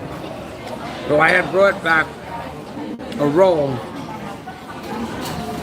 of 6x6 mesh because I'm going to use it for the next job anyway. And my dad used to put stakes in the ground, broomsticks or pieces of wood, whatever, and they would tie the tomato plants up to that. And when I was about 20, 18, 19, 20, I was doing a lot of concrete work. And I brought home a roll of that 6x6 wire mesh, 6-inch square. And he took it and made, he made round, now that mesh is 6 feet wide, about 6 foot high. So it's 6 feet high. And he took it and cut it into like 5-foot pieces, and then he made a circle out of it. And he put his tomato plants, when they started getting big, he put the tomato plant, the circle over the tomato plant. And as the plants grew, and the tomatoes came on up, well, if you don't somehow hold up the tomato plant vines, the tomatoes will, if there's too many tomatoes, it'll break the branch, and then you lose the tomatoes. So he would go out there every day, and as the tomatoes grew up, he would grab the tomato and move it up to the next level. And the mesh held the tomatoes up where they matured. And he would have tomato plants, 6-foot tomato cages, right? Mickey Mason, right? He would have tomato plants with the top of the tomato plant over 6 feet high. And we would have the beefsteak tomatoes. They would grow that big. Now, one of those tomatoes is going to break the branch. But when you put it in the tomato cage, you could grow it up as high. But you had to go out. He had to go out every night and check. Move the tomato up and move the tomato up. He loved his garden. And we had a great garden. I still have my wine press. I have it here in the Philippines, my wine press.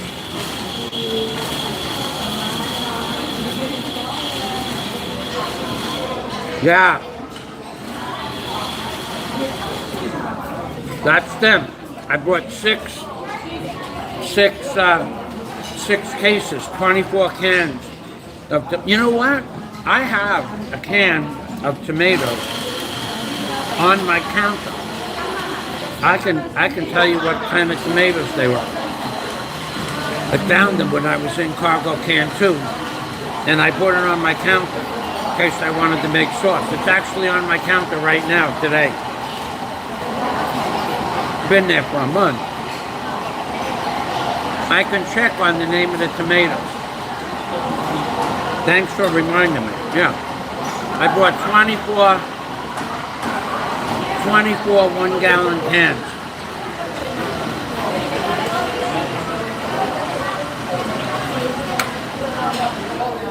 That I could have bought in Cebu, but then you have the 6 cases of tomatoes that you got to pay to transport. Here, you got to pay the porter. I don't know how much it is. And then you pay for the weight and the boxes of the tomatoes. Then you have to pay the porter again. And then you have to take a cab home. Or a tricycle. But I had a cargo container. I had plenty of room.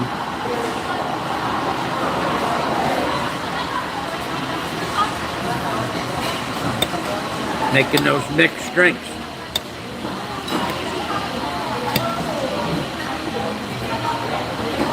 Oh, we also had a plum tree, not a peach tree, and a crab apple tree, and a pear tree in our backyard. I will tell you right now,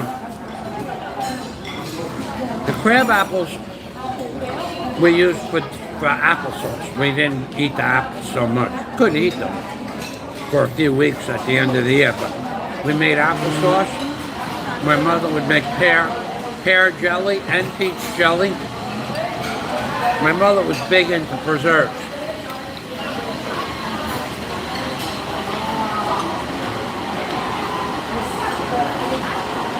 We did not eat processed foods when I grew up. Everything was fresh. We had French fries were frozen. We had those. There was always the Swanson's TV chicken dinner in the freezer if you wanted one of those. And once a month we'd even get those for dinner with something else, a salad or pasta.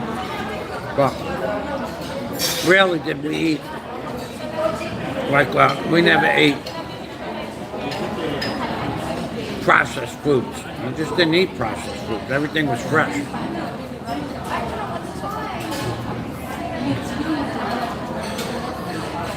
We didn't grow onions and we didn't grow garlic. That's hard to grow in New York.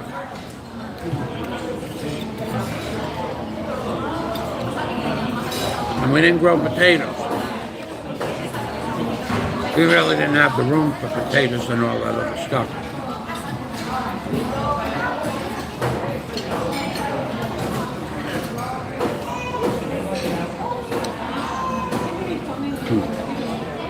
We ate good. And when I say processed foods, like some people buy frozen hamburgers. We didn't buy frozen hamburgers. We didn't buy frozen frankfurters. My dad mostly bought 100% Jewish frankfurters, beef. What was the name of that frankfurter?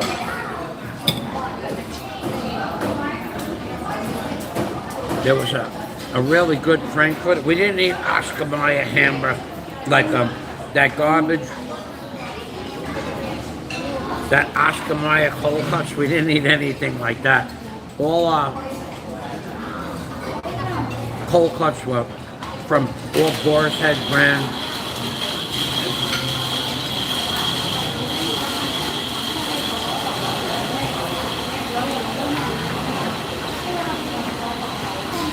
Hebrew National frankfurters, which were the good ones.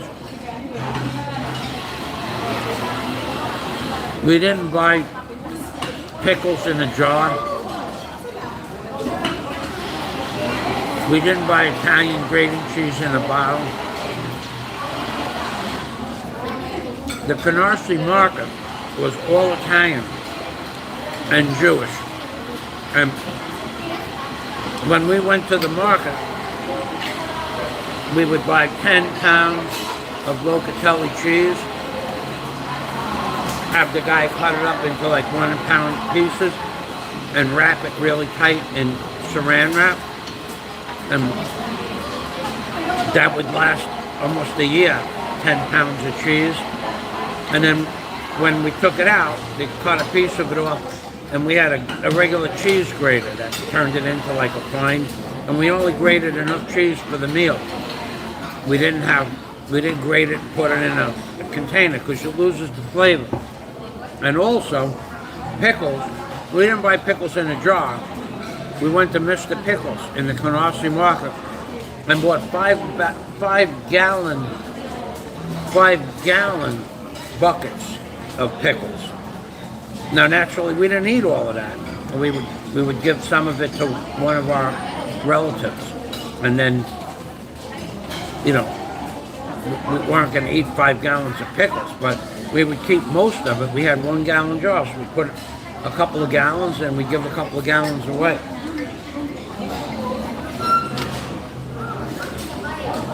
We would go to the Canarsie market and buy whole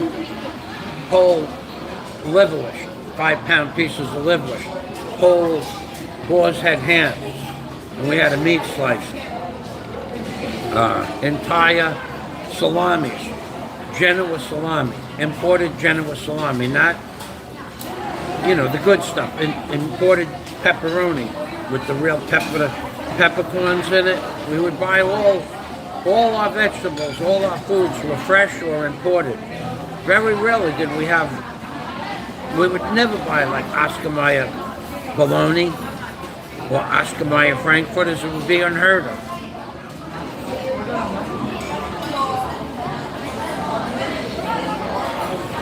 And then on Friday night we had seafood. If my dad was working anywhere there was fishing boats, either he would have the fishing boat pull up to him on the way in from the ocean, and we would buy what was called shorts, or undersized fish or lobsters, at like a ridiculously cheap price, or on his way home he would pick up seafood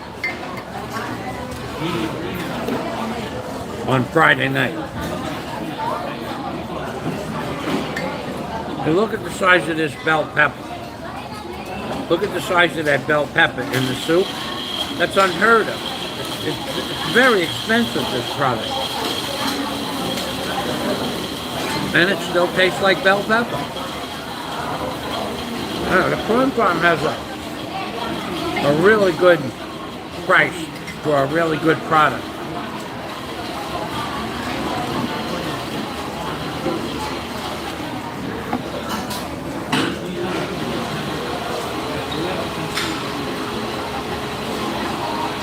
Well, I told you guys I have a secret in the beginning of this video.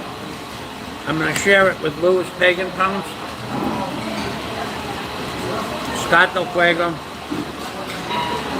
Andrew, and John Escape. and that's it.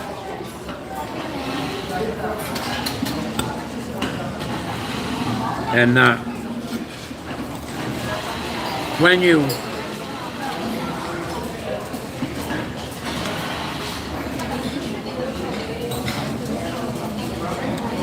see what I'm talking about, you're going to think,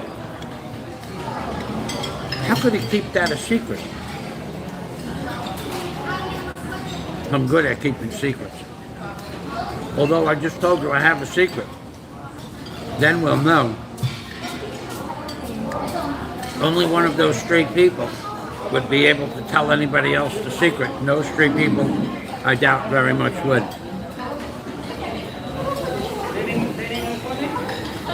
Having a secret, it's not an illegal secret either. It's not illegal. So, if it was an illegal secret, you'd never know I had a secret. Believe me when I tell you that.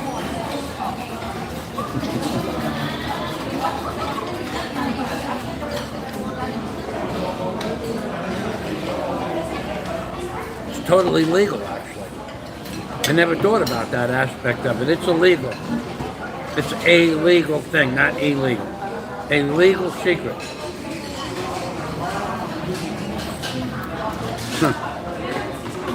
Let's get a little bit more shrimp head here.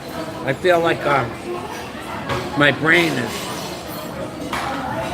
slipping away, like Hal on 2001, the movie 2001, remember?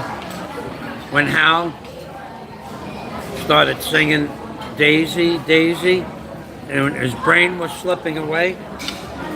When you eat the head of the shrimp has the brain. It refreshes your brain.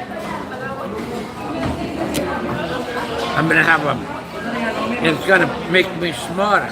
And you can feel the difference almost immediately. Because the brain from the shrimp, it's like, it doesn't go, some of it goes into the back of your throat. And instead of all of it going into your stomach, some of the brain trust goes up, like alcohol. When you take a shot of alcohol, some of it goes down and some of it is absorbed in the back of the throat. Well, the same thing with the shrimp head. Some of the shrimp head will go into your stomach, and some of the shrimp head brain, some of the brain in the shrimp head will go up right into your brain.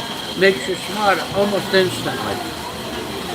Plus, there's another chemical in there that makes you more of a real man when you eat the shrimp head.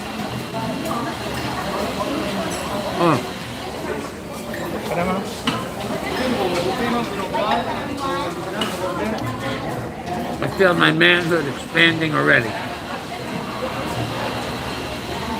And I have to loosen up my bandana. My brain is getting bigger. I can feel it. Oh my God, I can feel it. The brain crust is going up and I feel more manly. Oh, it's a wonderful thing. Shrimp heads.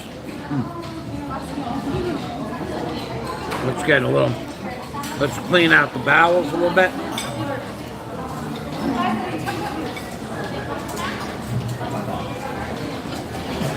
Only put the lemon on the piece that you're going to eat seconds before you eat it.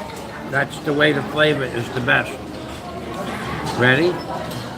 This part, the tail, it makes you a better swimmer.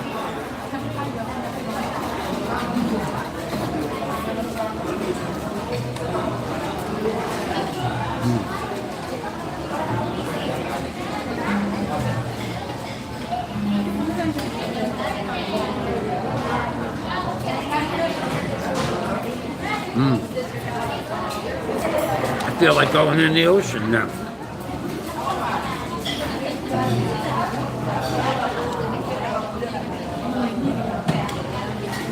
I feel like I could swim a mile.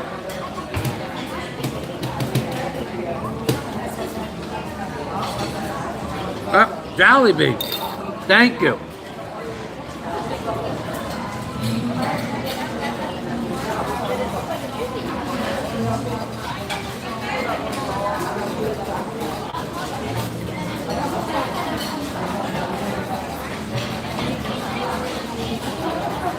Oh my God.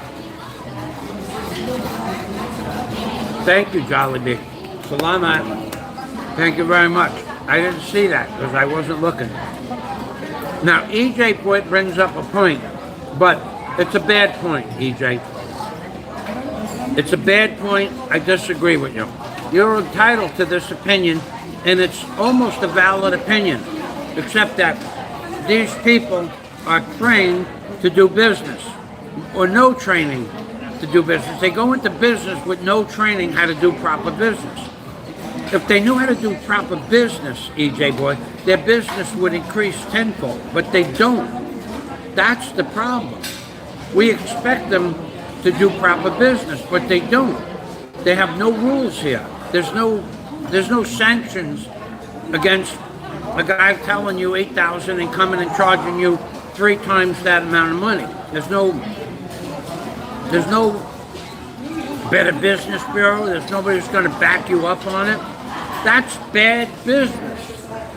So what did the guy, EJ boy, what did the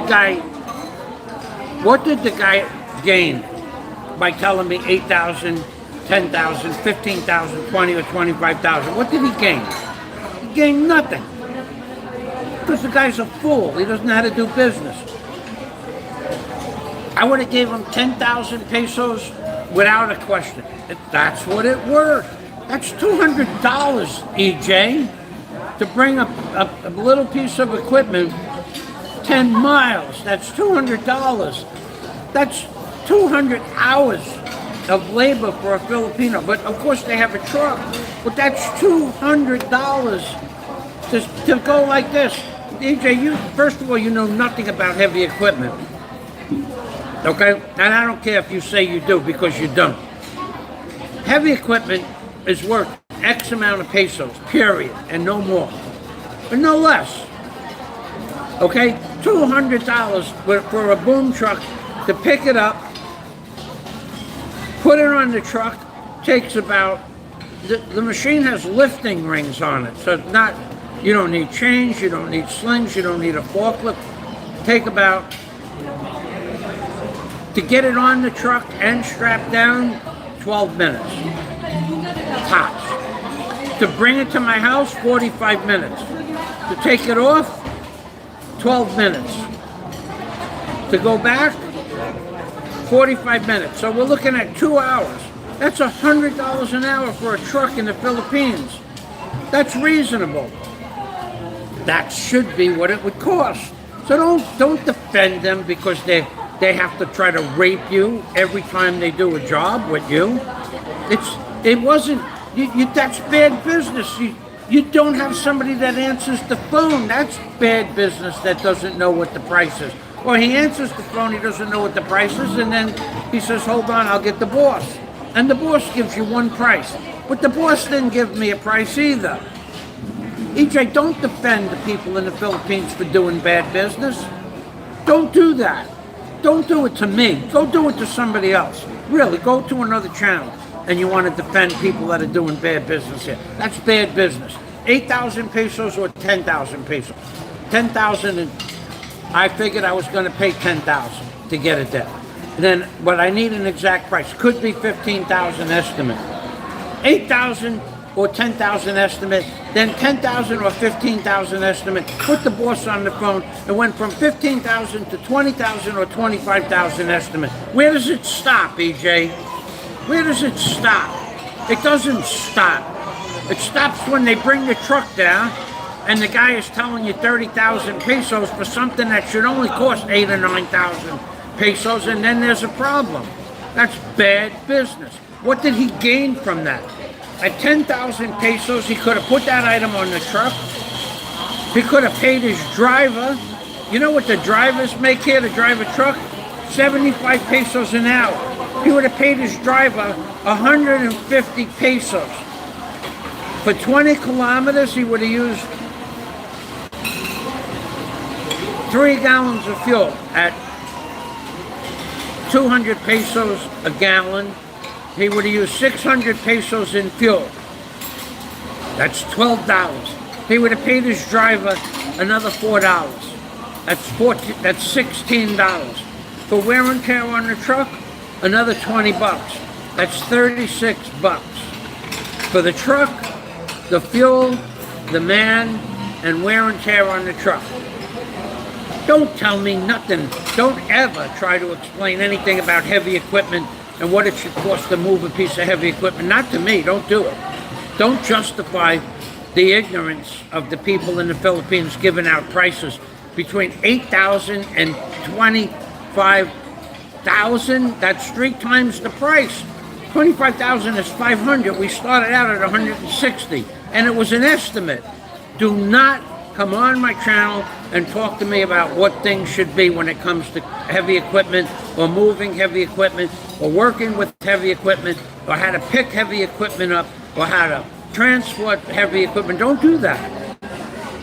You can justify anything you want. Don't say, I expect it to be like America. And I don't expect anything to be like America here. I don't expect a guy to try to rob me either. Robbing me is $8,000, $10,000, $15,000, $20,000, or $25,000. That's theft. So I'm not going to put up with it. I would have canceled that order, even if it couldn't have been canceled. I'd have canceled it. You're not going to come, and then maybe he's going to want more money. Maybe he's going to want 30,000 pesos. Where does it stop? You want to do business here? You do business like that. You couldn't afford to live here with an attitude like you have. Hey, how you doing? You couldn't afford to live here. You're not smart enough to move here. If you believe it's okay for a Filipino to change their price from 8 to 10 to 15 to 20 to 25,000, all within a 2-minute time frame, and you think that that's acceptable, don't move to the Philippines, dude.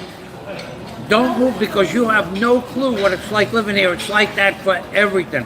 It's not normal. It's not good business. What did the guy earn? What did he earn? What did he earn for that? Nothing. Instead of him spending 40 bucks for overhead, the truck and the driver, 40 bucks. And he could have put another order on the truck probably, or maybe 2. Instead of him making 40 bucks, charge costing him 40, and he puts $160 in his pocket for 2 hours. He made nothing. And the next company I bought the machine from wanted to use the same shipping company, and as soon as they told me, I paid for it, and they told me the shipping company that they were going to use, I canceled that order too. I am not going to use that shipping company. I have my own truck. When the guy told me, no, I can't bring my own truck, we are responsible to bring it to your job. That's a lie. So now the guy lied to me. Then he lied to me about the price. Then he changed the price, 8, 10, 15, 20, or 25,000. He changed the price 5 times. Then he lied to me that he's responsible to get the machine to my house. And you think that's acceptable? That's because you, EJ, don't know how to do business. And when enough people say no, then they'll learn how to do business. $200 is, I'm going to get a truck. I'm going to bring the truck to Tagbilaran. Truck is going to cost me $35 for 2 hours with the driver. They'll put it on the truck, and I'll take it off the truck. So instead of spending $200, it's going to cost me $35. But I would have paid the guy $10,000. I would have paid him 200 bucks. That's what it's worth for a shipping company. But I'm going to get it. I'm going to get a truck from a guy that owes me a favor for 35 bucks. He charges me 500 pesos an hour for the truck. That's $10 an hour. And so for $35, 3.5 hours, I'll have that's with the driver and the fuel, 500 pesos an hour for the same truck. So here, this guy wants $100 an hour for the truck. and I'm going to bring another truck that holds the same weight for $10 an hour. So it's 10 times cheaper. Don't tell me anything about heavy. Don't you people come on my channel and try to explain heavy equipment to me. You know nothing about heavy equipment. I'm not trying to make this personal, but don't ever try to explain what something should cost. And I don't care. Everything has a value. Everything has a value. The value of him bringing that to my house, I would have gave him this $200. But when it changed the price 5 times in under 2 minutes, and no guarantee at the highest price, and he makes like I can't do it, I can't come and rent with my own, then he lies to me. That's bad business. Bad business. I don't know who you people think you are, because I talk to you. You're not going to ever make me, not a single person, not one person that will ever watch my channel that knows even 1/10 of what I know about construction will ever contradict me. Ever. They'll say you're in the Philippines, you got to do business the Filipino way. No, I don't. I don't. I'll work around it. Believe me, I'll work around it, because that's how smart I am. I will not pay these people to come to my house and bend me over. Where would it stop? It doesn't stop. There's not a single person in the Philippines, I don't care who they think they are, that knows 1/10 about construction or what things should cost as I do. Especially when it comes to heavy equipment. I don't care. I don't care if a guy operated heavy equipment his entire life. He was a heavy equipment operator. You know what that means? He knows how to operate the equipment. Does he know how to price it? No. He worked for a company, got a piece of equipment, ran the equipment during the day, has no idea what it should cost to own it or operate the equipment. He got paid $50 an hour, and he didn't care about maintenance, and he didn't care about wear and tear, and he didn't care about insurance. Don't tell me nothing about heavy equipment or construction. You guys are a trip, man. I don't understand. I have to get used. But what you just said is I have to get used to everybody in the Philippines charging me 5 times what it should cost. Now, if it was a Filipino, it would have been 10,000 pesos, or maybe less. I could go up and down the gauntlet with you. For a Filipino, for a tricycle ride is 15 pesos. For me, they want 25.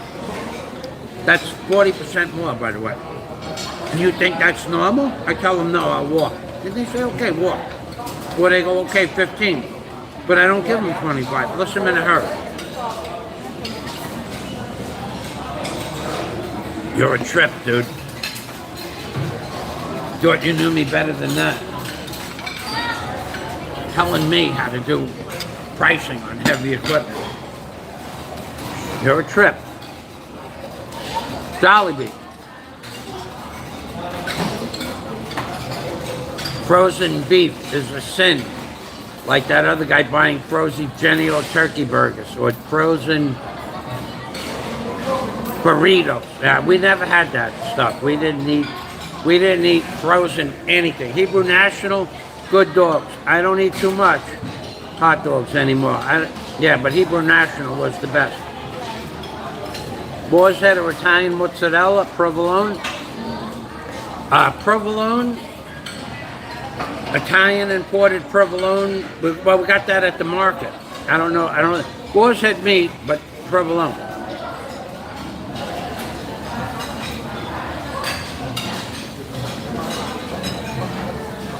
EJ is full of wisdom.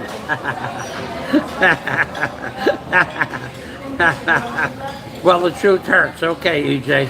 You're entitled to your opinion. But I don't see EJ in the Philippines. For you people, it's easy for you to say you got to deal with the people in the Philippines because you live there. It's easy for you to say that. But when something changes from $200 to $500, let's see how you deal with it. I don't know, but even rich people aren't going to be abused like that. The reason why rich people aren't going to be abused like that is because they know what a thing is worth. It doesn't matter what people that are rich, they don't throw their money away because they're rich. They throw their money away on certain things, but they don't.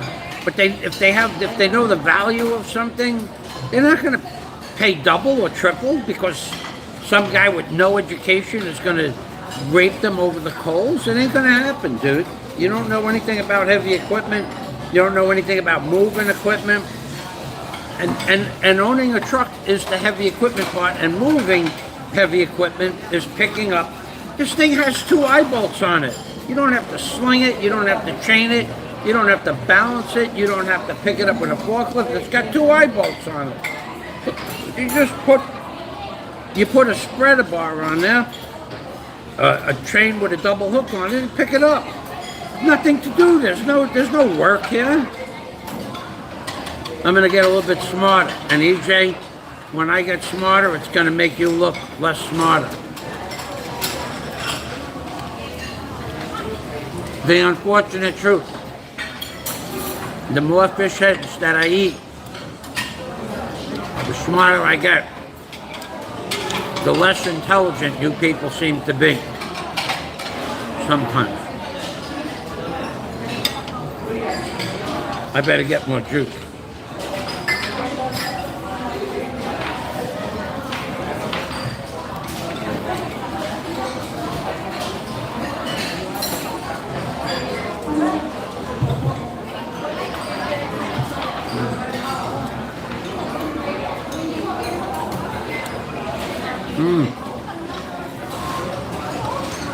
I'll be right back.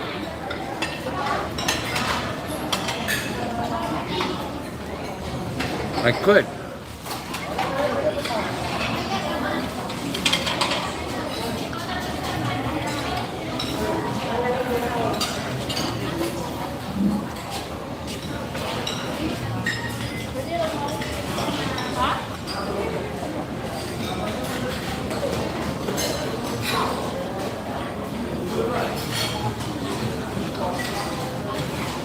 Yes, I'm still on the carnivore diet. No carbs, minimum carbs. I was in the construction industry in New York. I had one of the biggest private deck and dock building companies in Queens and Brooklyn. And I owned my own crane and my own barge and my own push boat or tugboat. And I had anywhere from 8 to 20 people working for me. Yes. And I was a licensed marine and excavation contractor in New York. Universal bulkheading in Howard Beach, Queens.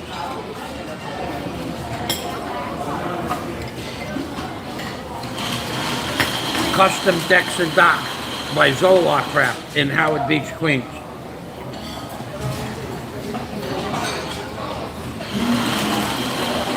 I've always owned my own construction company. Since I was 19, I was a licensed contractor. Hello. How are you? My contact. Brooklyn. Are you the man I met last week? No, long time ago. Long time ago? Okay, I remember. In the bank. Yeah. In the bank. I remember you. I met that man in the bank. He lived in Ozone Park, but he knew exactly where Howard Beach was.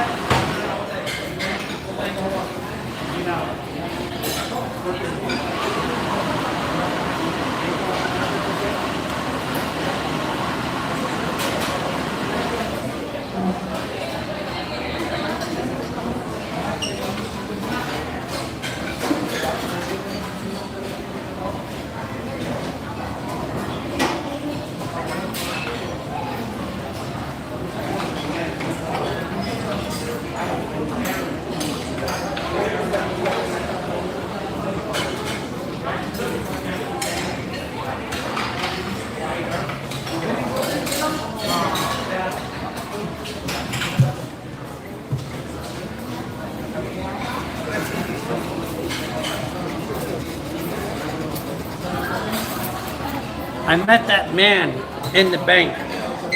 I was talking. He's in the bank. We both were making deposits, so to speak. So we were in a special area of the bank. And he said, "You're from Brooklyn?" I said, "Howard Beach." He goes, "Oh, I know where Howard Beach is." I'm going, "He's Filipino." I said, "Really?" I said, I lived on the old, "Oh, I know the old side by the bridge." I said, "I live right across the street." He knew exactly where I grew up. In even the block that I grew up on. And he spent 20-something years in New York City and in Regal Park. I'm gonna go get a little bit more pork teriyaki.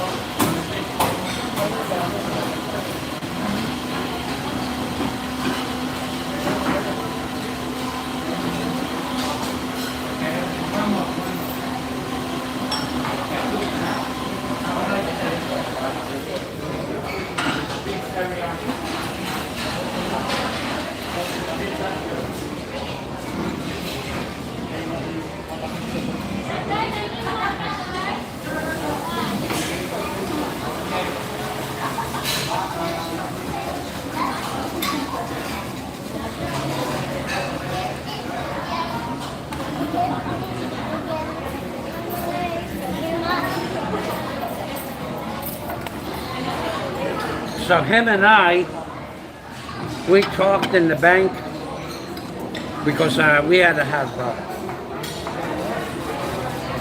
well, anyway, him and I talked in the bank probably for about 15 minutes. Very nice man, very, very smart now. And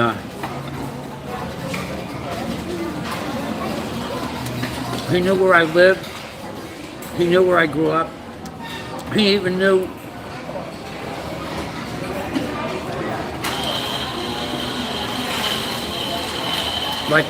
like Howard Beach. He remembered the Surfside Hotel. I told him I lived right across the street from the Surfside Hotel. He knew that building that I lived in. He never was there, but when you were coming back from Rockaway, the Surfside Hotel, right across there was a big apartment building. That's where I lived from 1980 to 1989, 1990. It's just interesting to see a Filipino that speaks perfect English know where I grew up. Very rare. And I don't see that well. And he had his mask on, but he recognized me. Apparently people recognized me rather easily.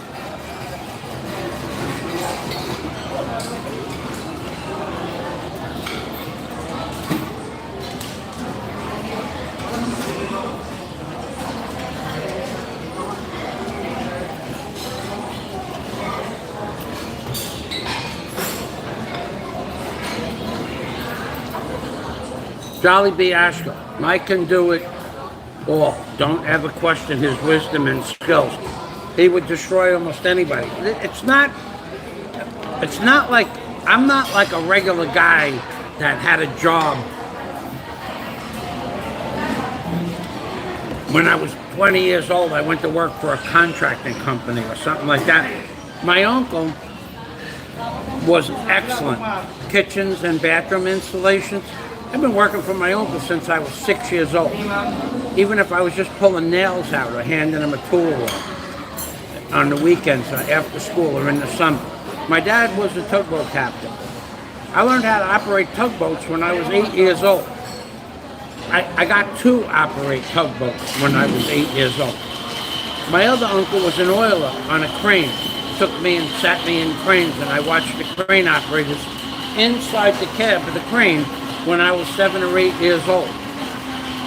The man across the street, the Irving Klein, the rabbi, he'd been teaching me concrete since I was 7 years old. My other uncle was in charge of all of Bell South in Queens. He had 13 substations. He was in charge. He was in charge of everything Bell South in Queens. One of the smartest people in the industry. I mean, big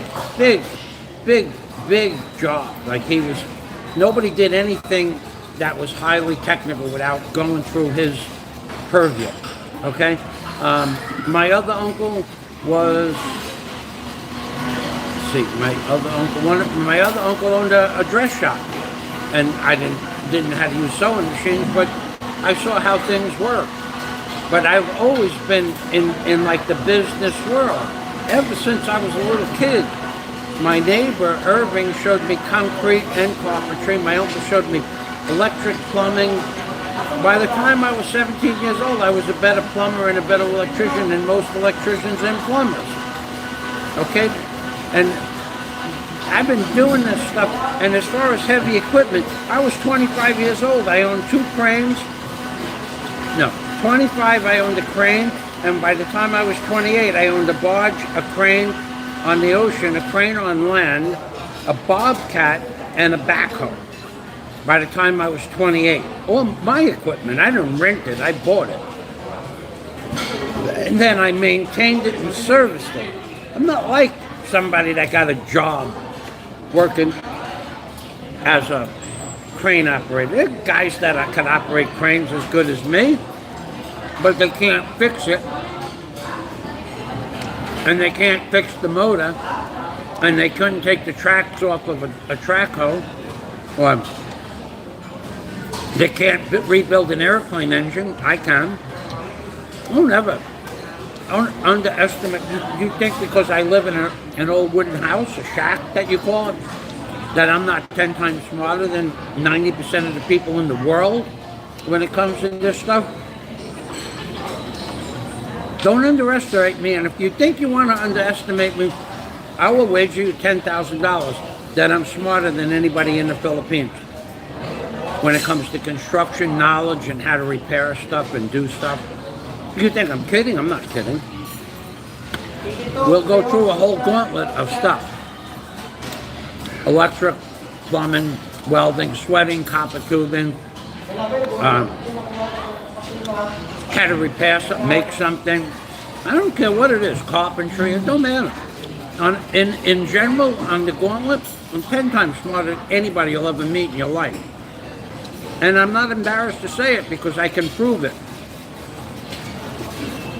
Don't listen to that weed brain that says, he doesn't have, I know how to do everything I say. And what I know is, right from the get-go, what I know is when a guy says, estimate price 8,000 or 10,000, it's, what is it, moron? It's a 10-mile trip. It's not 3 states and 25 toll booths later. It's 10 miles. No lights, no toll booths, no stops. 10 miles with a 6-ton truck. It's not rocket science. The truck gets $2 a mile, so it's 40 miles. It's 20 miles, it's $40 for the truck. The driver gets $2 an hour. It's $6 for the driver, $46. The truck already gets $2 a mile. That covers gas, diesel fuel, wear and tear on the tires. So how do you come up with $46 in expenses and then go $8,000, which is $160, that's reasonable, to $10,000, which is $200, that's reasonable, to go from $160 to $200 to $300 to $400 to $500, and all of that happened in less than 120 seconds. That guy is ready to rape you, and he's going to do it because you were so stupid, you didn't understand what he was doing. He was setting you up. And it's what they do here. These people look at you like you're an ATM machine. I'll go through what happened this morning.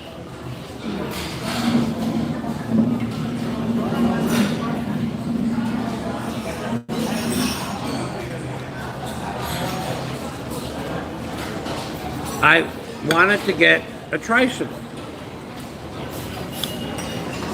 And I left my house at 6:30.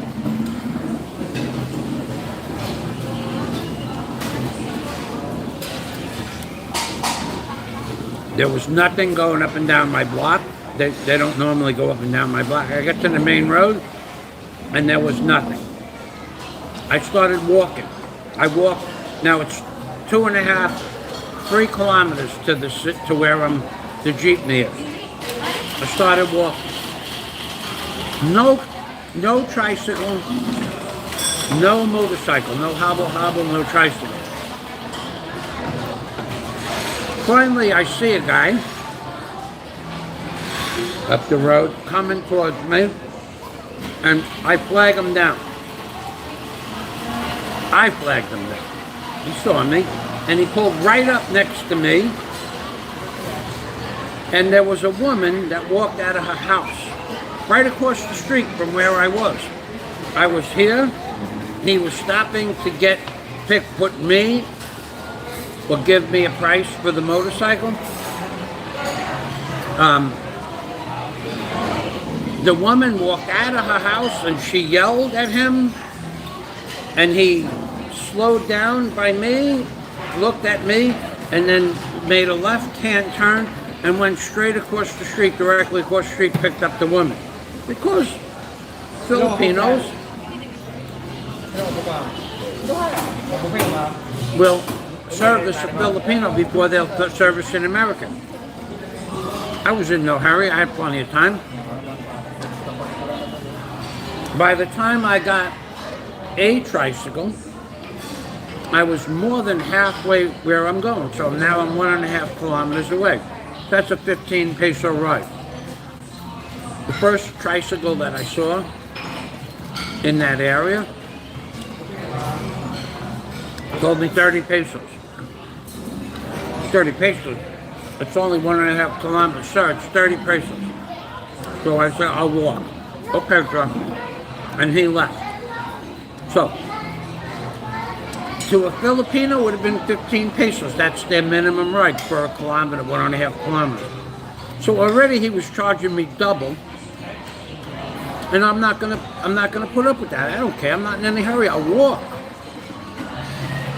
Thank you. Jerry Cantrell. I know what I was doing. The Cantrell sisters. That's what my lunch is delicious. So they doubled the price of the tricycle for half the distance that I normally have to go. I'm not gonna let them do that. Now, I get a guy that knows me. I tell him 15 pesos. He goes, okay. That's what it was worth. But the first guy was pulling up to service me, and a Filipino came out of the woodwork with nowhere. I was the one who flagged them down, and he went and picked her up. Now, do I care? No, I'll walk. I don't care. I got plenty of time. But you are, in the Philippines, you're a second-class citizen. Got to get used to that. I don't even get upset about it anymore.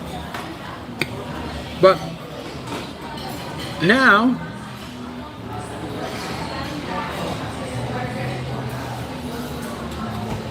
I'm in the supermarket this morning at 9 o'clock buying the candy for these people here. And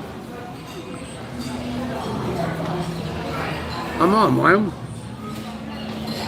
I'm waiting, not in any hurry. I'm there at 9 o'clock. This place opens at 10. I'm not in any hurry. And a woman,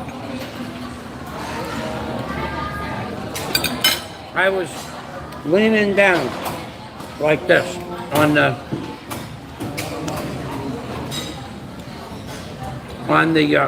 railing of the shopping cart. I wasn't tired. I was just resting because I was probably online 15 minutes when this happened. So I got my head down. I'm just resting my eyes. And apparently the line moved up. The woman came from behind me and went in front of me. She had a shopping cart with about, I don't know, 200 or 300 items in it. I had candy. I had some chicken livers and cucumbers. I had 3 items in my cart. Why couldn't she just tap me on the shoulder and let me know? Because there's so much noise. I was just resting. I wasn't sleeping. She could have tapped me on the shoulder, said, "Sir, move up." No, she didn't do that. She cut ahead of me. At which point, I said, "Ma'am, I'm next." "Sir, you are in line now." Somehow she was justifying that I'm now behind her. I said, "No, ma'am, I'm next." And I went next. But they don't have any respect for you here. They're used to it. And when you call that guy up on the phone, and he hears you speaking English, he's going to charge you double. Not me. Because I know what things are worth. But most foreigners are not going to sit there and... We're not even bickering. Bickering is over $10. Bickering is over 10 cents or 10 pesos. We are talking business here. $160 or $500. 2 different things. Don't tell me. When you guys get here,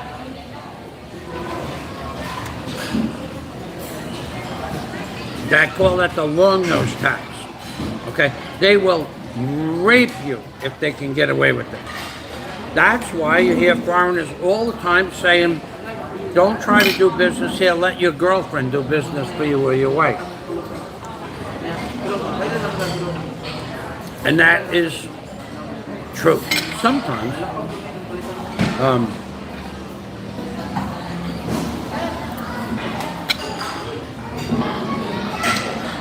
the Filipino wife or girlfriend can get something done for you that you can't get done easily. You might get it done, but it'll take a while. For them, right through the process, they know how to speak the language, and the Filipinos don't take advantage of other Filipinos. They know that Filipinos don't have money, but foreigners, 3 times the price, really?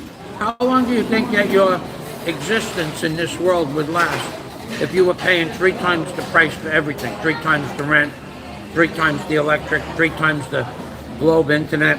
It wouldn't last that long.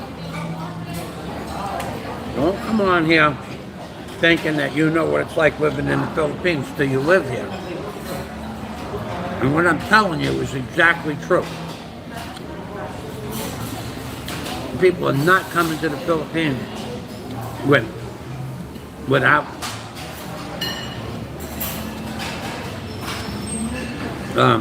being taken advantage of. Every time. Every time. Every single time. I could go through 1,000 stories. I could tell you 1,000 different times.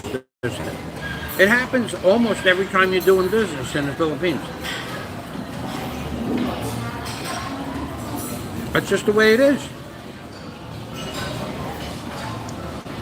But if you say no, and you don't do business with them, they don't care.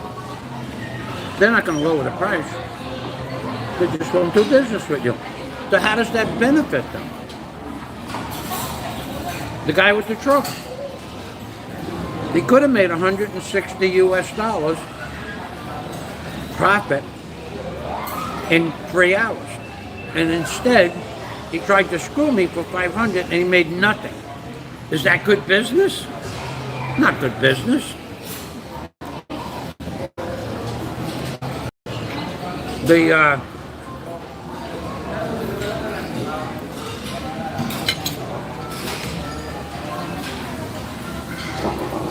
You wait till you get here. And I happen to be outspoken, and they know. Here, I'll tell you. I'll give you an example.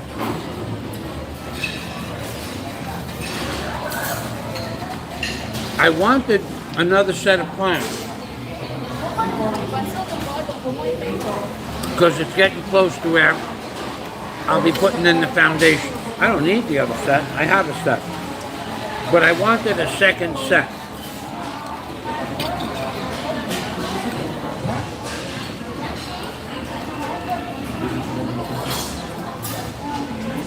So I went to the building department and I spoke with, let's call him Ollie. Okay, Ollie. Let's say I spoke with Ollie. And Ollie. Great.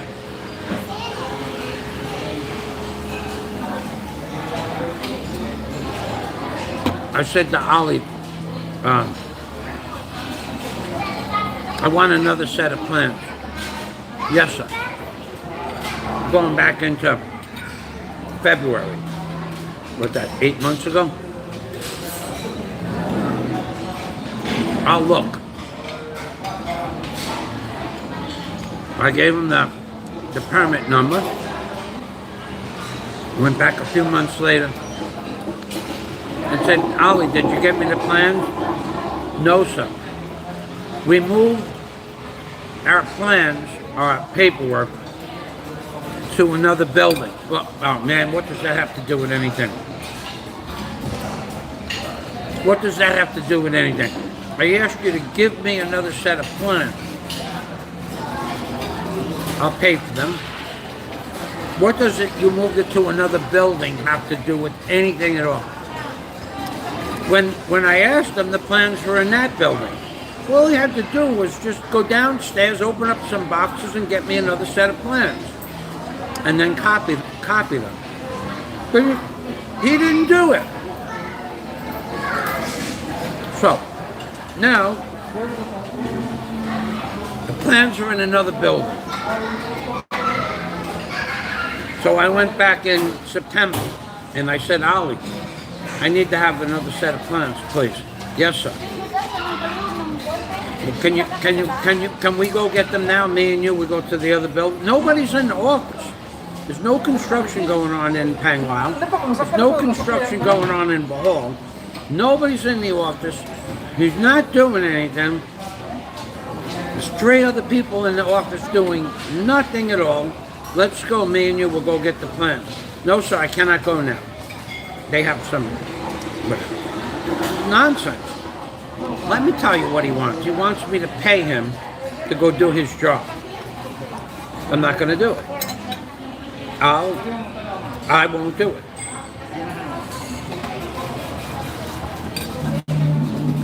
That man has a city job.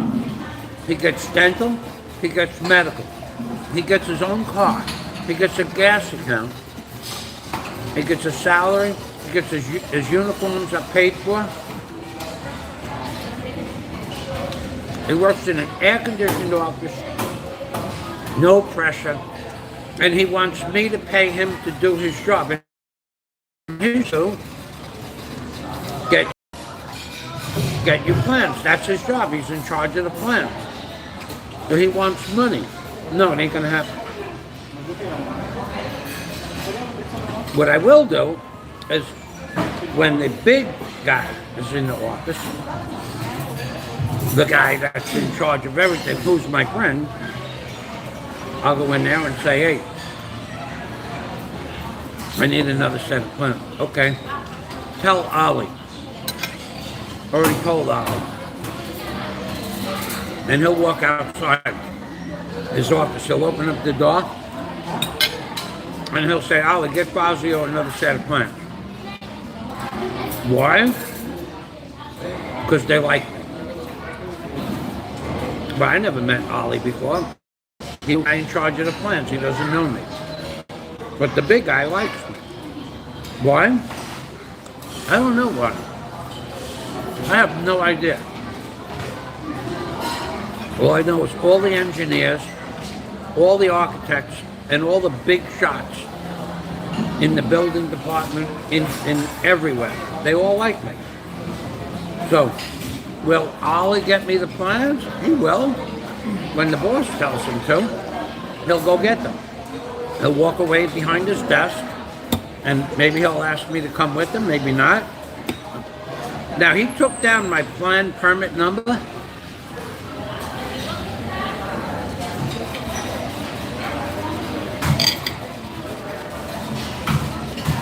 He's written that number down twice now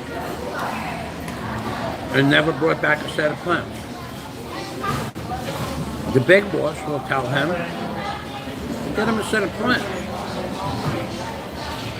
Now I have the plan, but one paper got wet and it got smudged up pretty bad. Could I make it work? Yeah, 7 sheets. One sheet got wet. I could do it. I can draw over it, sketch over it. That's not the point. The point is Ollie has a job. The point is you go into the office, there's nothing being done. Nothing. No work. Nobody's doing anything. There's nothing to do. That's his job, to go get the plans, and he didn't get the plans. Because he wants money to do his job that he gets paid for.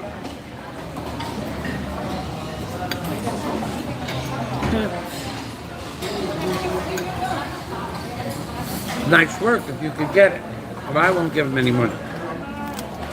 For doing the job he gets paid for. If he went above and beyond. If he didn't make such a big stink about this, I probably would have thrown him a couple of $100 pesos, which is better than nothing. He's already getting paid to do this job. Go do your job. Look, see this shrimp head? This one is the biggest of all of them. There's more brain in this one than any. I'm gonna get so smart within the next 5 minutes. Maybe I'll even understand Russian or another language.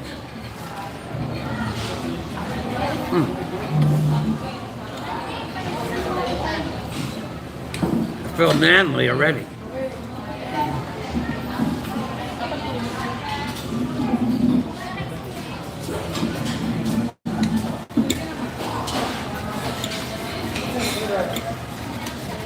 Oh, and by the way, when the time comes that the big boss is there and he tells Ollie to do his job, I'll be the bad guy. Because I didn't give him money to do his job.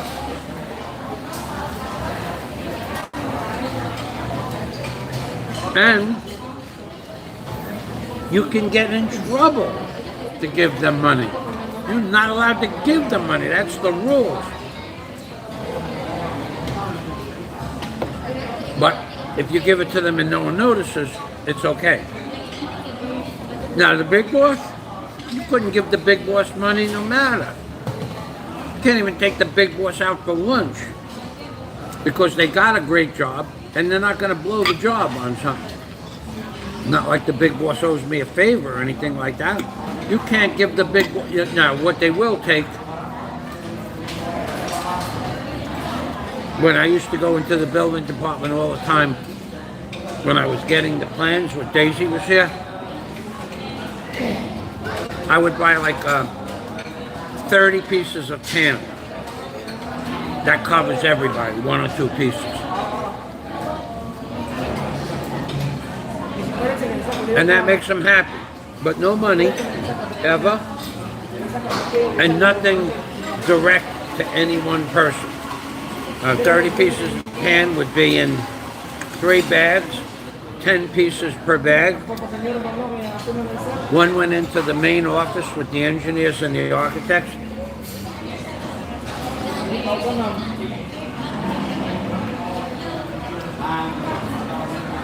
One went to some subdivision of that office, then one went into the plans department.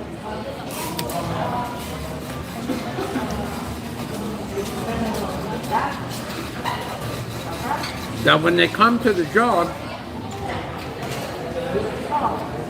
they're not supposed to get, they don't even want you to tip the engineers when they come and sign stuff off. They just want the engineers to come, look at the job, it's okay, they sign it.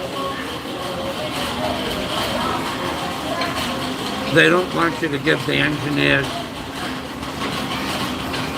payoff. They don't want you to do that. If you do it, it's not good. Because whatever it is that you give them the first time, I've been on jobs, not my job, but I've been on jobs where what they do, this is a little gimmick that they have. For the foreigners, they schedule, and I lived in Luna Beach. They would schedule an inspection for 11 a.m. in the morning. And then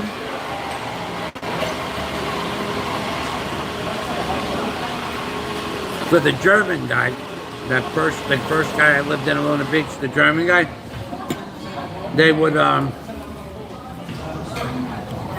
come and take a look around.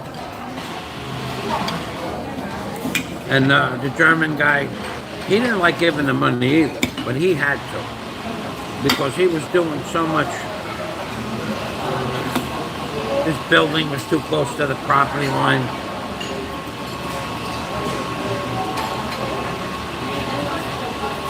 The septic tank wasn't exactly right. They raped that guy.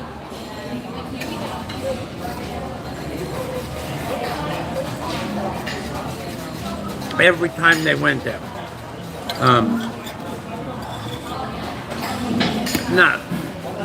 Not much, 1,000 pesos. And then they would look at it like this. We were going to go out for lunch. This is not enough to go for lunch. They were raping that German guy. And he'd throw like another 500. Oh, thank you. Now we can have food. They have a way about them. But the German guy, everything that guy did was illegal. I don't care. It wasn't my business, but he had crap going on. If a real inspector would ever came to his job, they would say, "Oh, whoa, whoa, whoa, whoa. Take all of this crap down."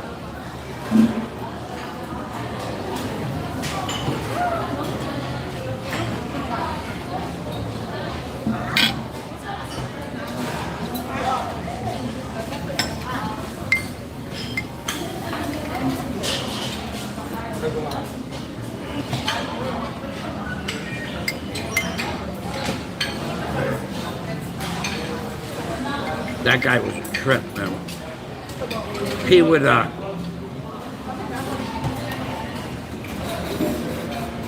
he was a trip. The German guy.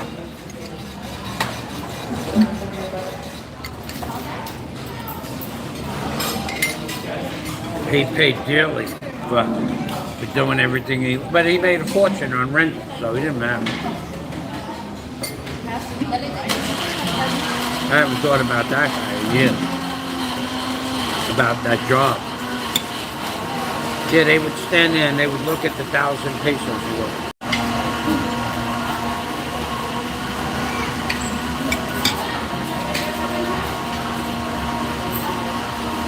We were going out for lunch. And there'd be like 5 inspectors to look at one day. This is not really enough for everybody to go out. It was more than enough. Just that they wanted more money. And he would gladly pay.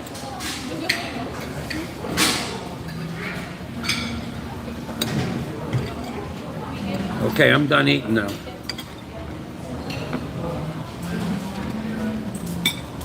Greg, what time is it? 1:22. Thank you.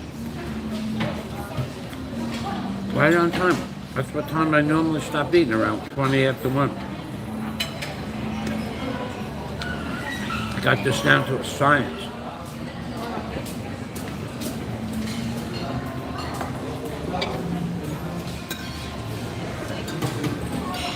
I feel much smarter than before I ate that shrimp.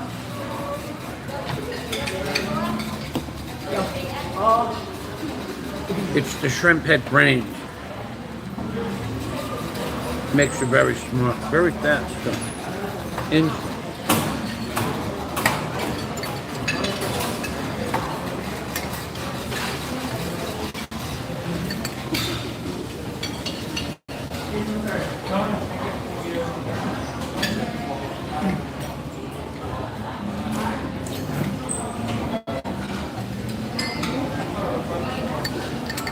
Sir, So what is your name again? Michael Fazio. This is the man, wait a second, this is the man that lived in Queens, yeah? Ozone Park, yeah? He knows exactly where I grew up. What was your name? Ernie. Ernie. Regal Park. Regal Park. Ernie, have a nice day. Have a nice day, sir. Regal Park, Regal Park, right by the Drake movie theater, right on 63rd Street.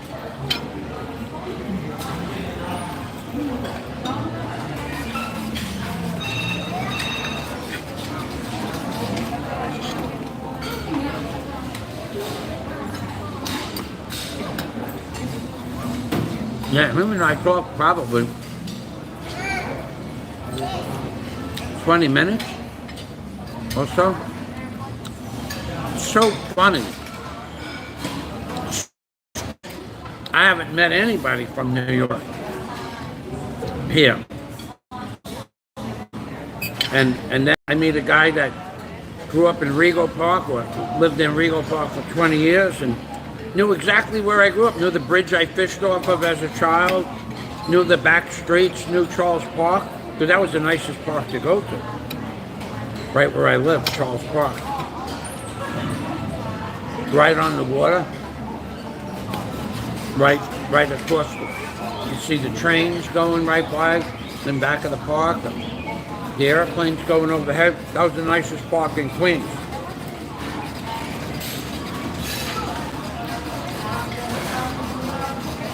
That was a nice park. We had swings,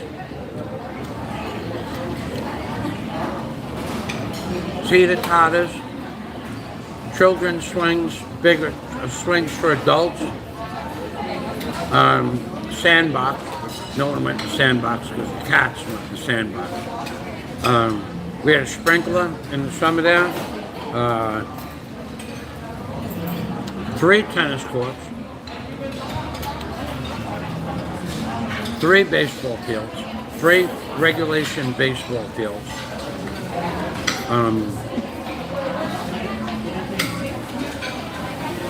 It was a half a mile exactly. The track around the park was exactly a half a mile.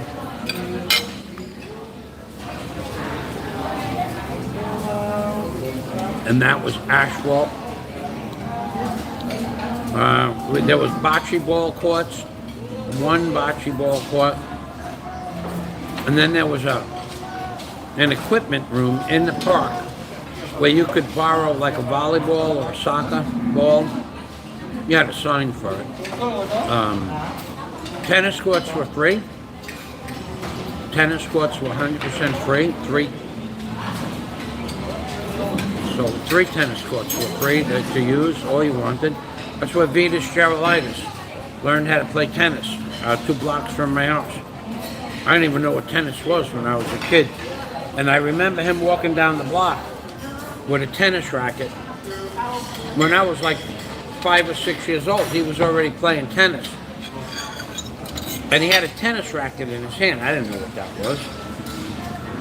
And in the park, there was 3 tennis courts. And that's where he learned how to play tennis, right in the park, 2 blocks from my house.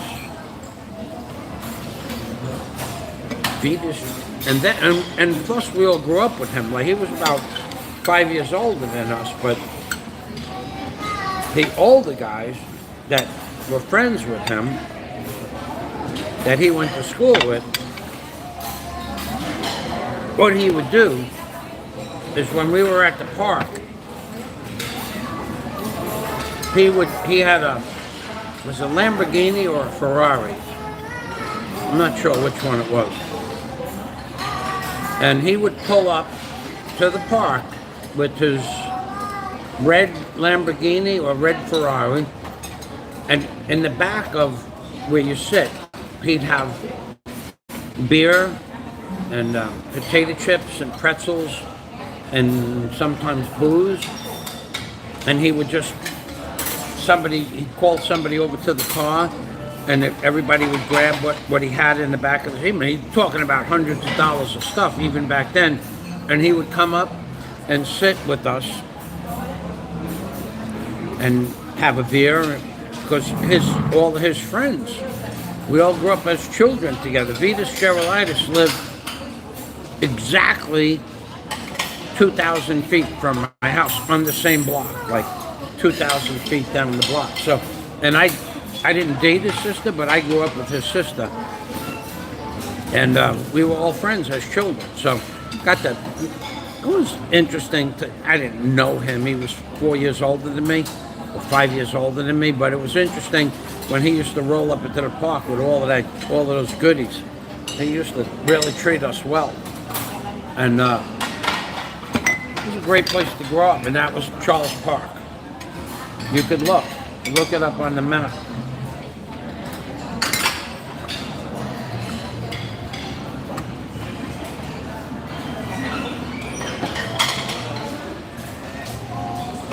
Look it up on the map. So I'm done. It's 1:30.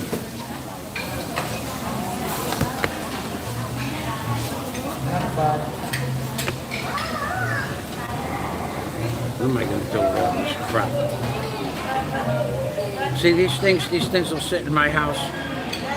Well, it's 340. And it takes 54 pieces, 52 pieces. So I have 5 more trips I can make here.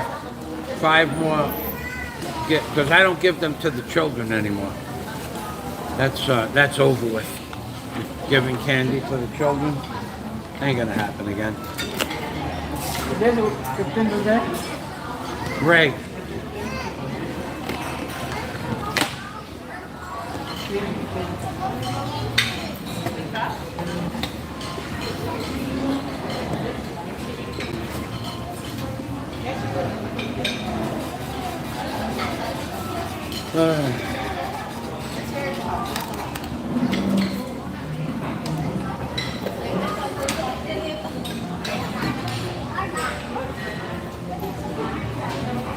Nika, okay. Scott, oh hey Scott. Lunch was delicious, Jerry. I'm sorry, I saw your name there before. I did say hello, but I get tied up, I get tangled up with words. Nika,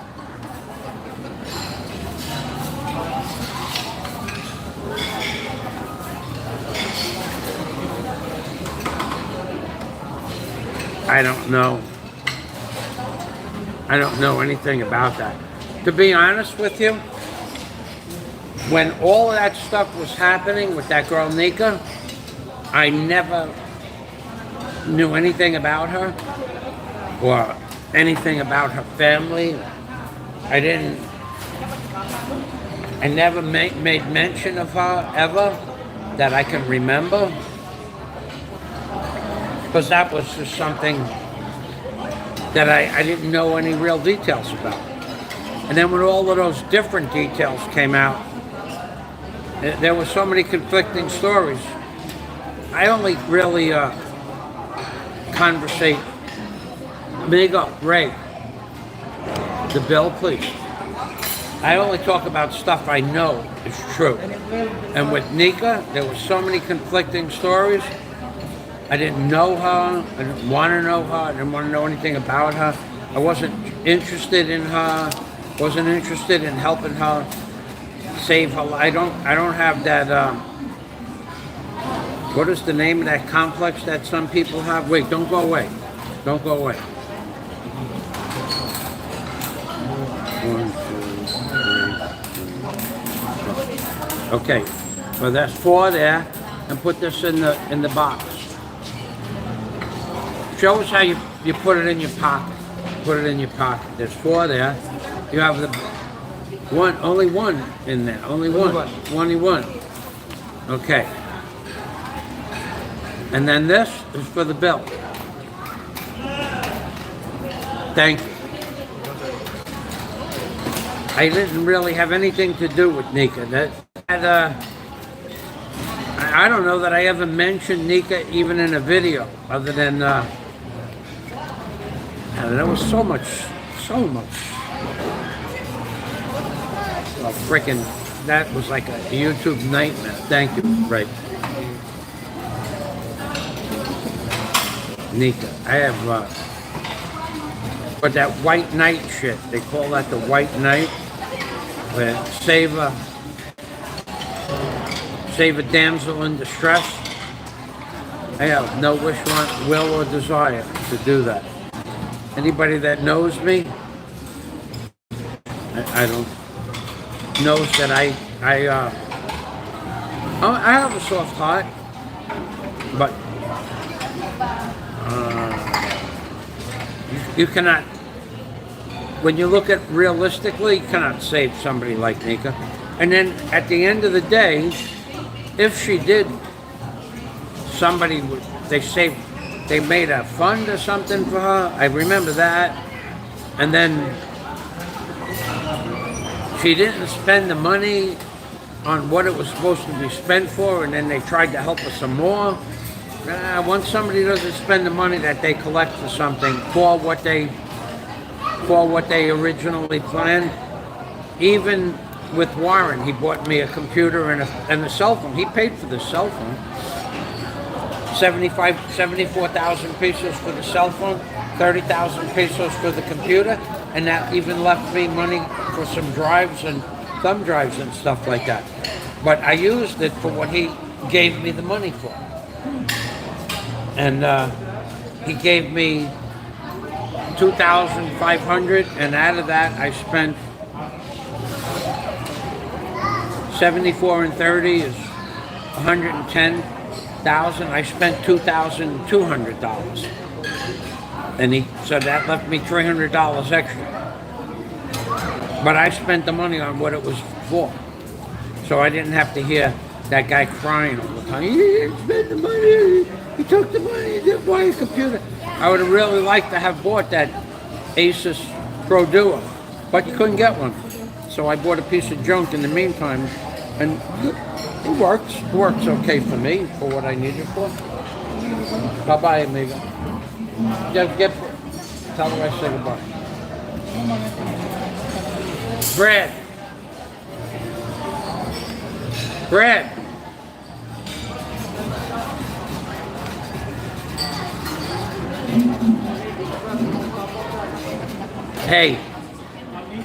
Hey. Come here. Over here. Come here. I don't want to. She's a girl, yeah? Yeah. She's pretty, yeah? But she's a dyke. She likes girls, yeah? Also, she likes girls also. Yeah, I know. But she is pretty. Brad, guwapa ko na ka, Brad. Guwapa ko na ka. Guapa. She doesn't care about that. If I was a girl, hey, I'm a girl.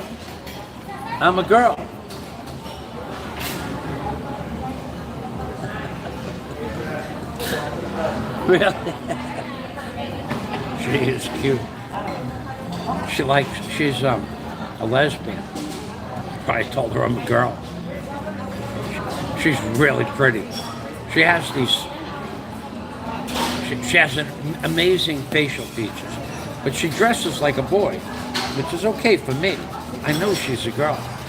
She's really, really pretty. She got like a butch haircut. Hey, I'm a girl. She was laughing. She's still laughing. I'm a girl. Really, I'm a girl. I'm not gonna goof with her.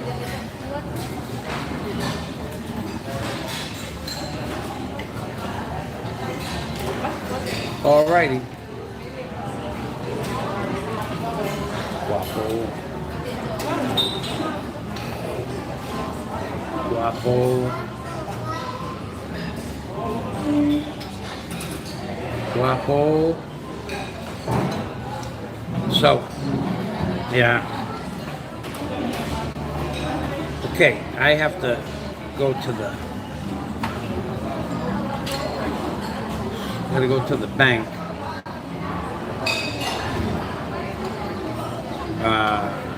I'll be back momentarily. I use the restroom. Be right back.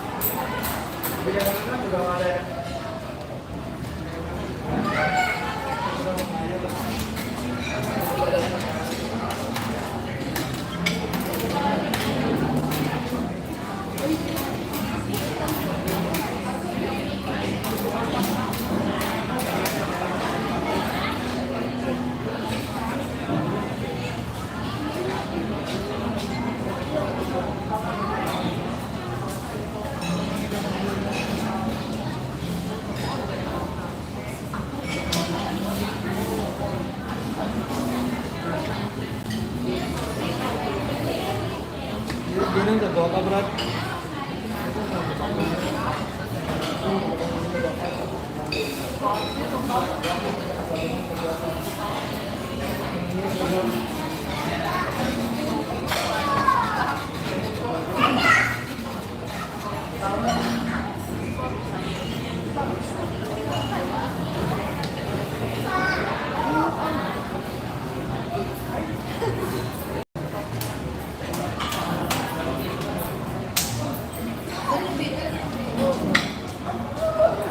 Guapo!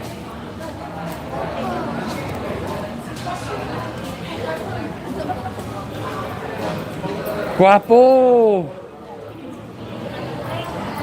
Salamat! All right, Ray. You have a nice day.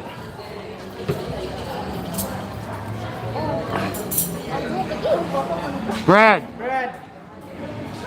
Guwapo, Brad! I'm a girl. I like Yes, boys. sir. I'm a girl. Ah, He is a boy. the wrong day. Yeah. He is a boy. She's very pretty. Not guwapa, it's She's guwapo. very guapa. Guwapo. Guapo? Yes. You're guapo? You have a nice day, honey. Pretty guapo. Very. Mayan buntag. You want to be Mayan buntag? Give me 5. Salamat. Guapo. Hello. Where is Jama? Jama left. She's hiding. Jama is the Jesse James. Give us just one Jesse James. Are you sure? No more? This girl can take the money out of your hand and put it in her back pocket. Her name is Jessa Flash. Flash. Okay, my amiga, have a nice day. Amping. Just one, Jessa. Just one. No, not today. Amigo, good night. See you later. Bye-bye. See you next week.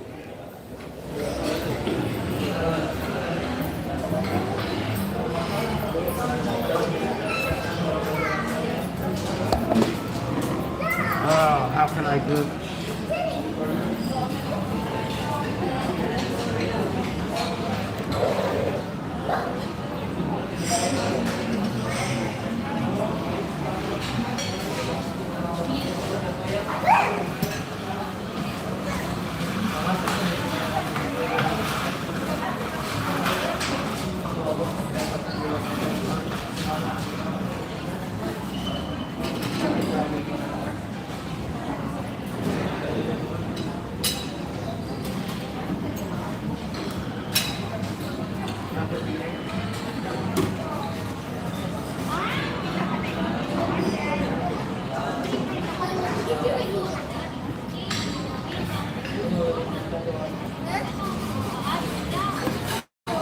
Amigo, you want candy? Can he have candy? Amiga? No candy? Okay.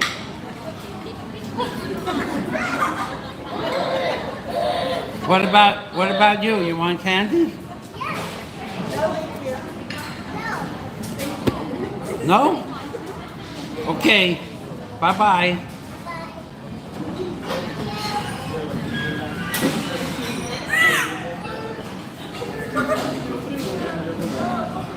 You want candy? Okay.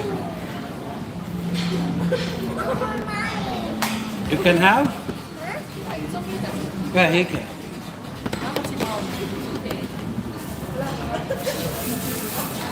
Oh no.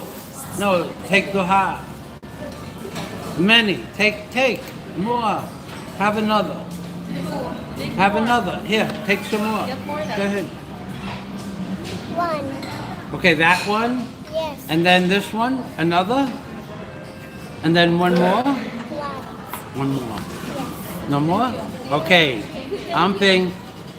Salamat.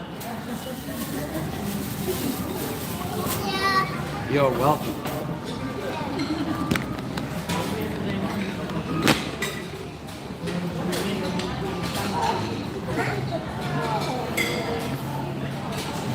Yeah. Uh-huh.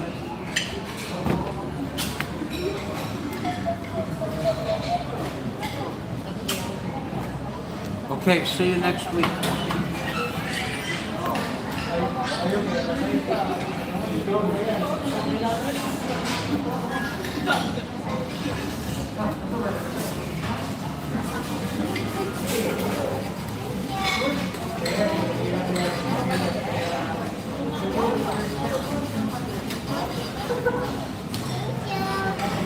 Oh, that ain't gonna work.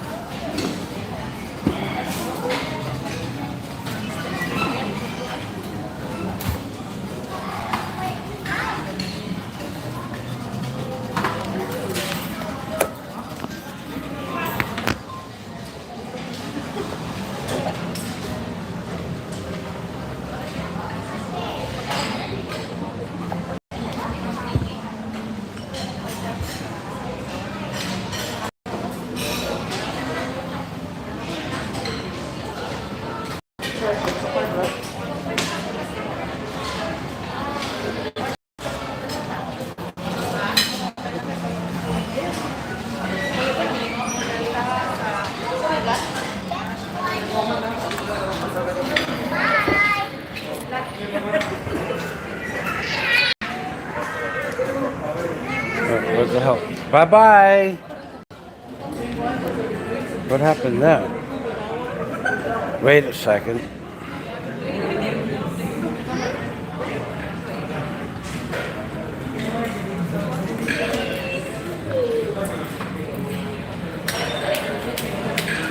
Okay, amping. Bye-bye. Have a nice day, everybody. Thank you. Ooh, guapo.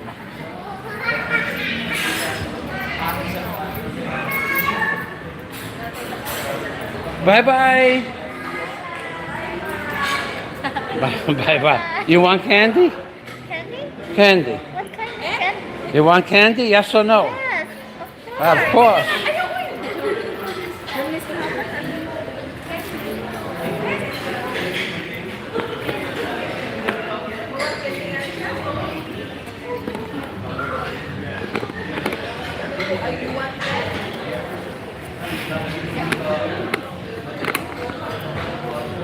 Step into my parlor. Move. Move. You're like a Santa. Sibug. You're like a Santa. Bisaya kayo sibog. Sibug. Ingon siya sibog. Sibug palihog. Oh, sige, sige. Okay. Okay. Candy. Mga tag. This is I'll kas ask half. I'll get 5. and you? And you? Yes, you get 5 also. I'll get 5 also. It's okay. Okay? He is Santa Claus. You're like a Santa Claus. Okay. Okay. That's good. Okay. Good. Thank you. What's up, Bayan? What is your name? Chinese. What? Chinese. Chinese. Sunny? Yeah. Chinese. It's Chinese with A. Instead of I, it's A. Sunny? Yeah. That's my name, Sunny. Cha. Sunny, that's my name. Yours is Sunny, your S. Mine is C. No, same. Shanghai. Really? Yeah. Chinese. No bakakun. Dali bakakun. What did he Dali bakakun. He wants wife for you. A wife? You wish to be my wife? Can you swim? No langoy, no wife. Ah, no langoy no wife. No, you have to langoy. Why? Because I'm building a hotel on a beach, near a beach. So she has to learn how to swim.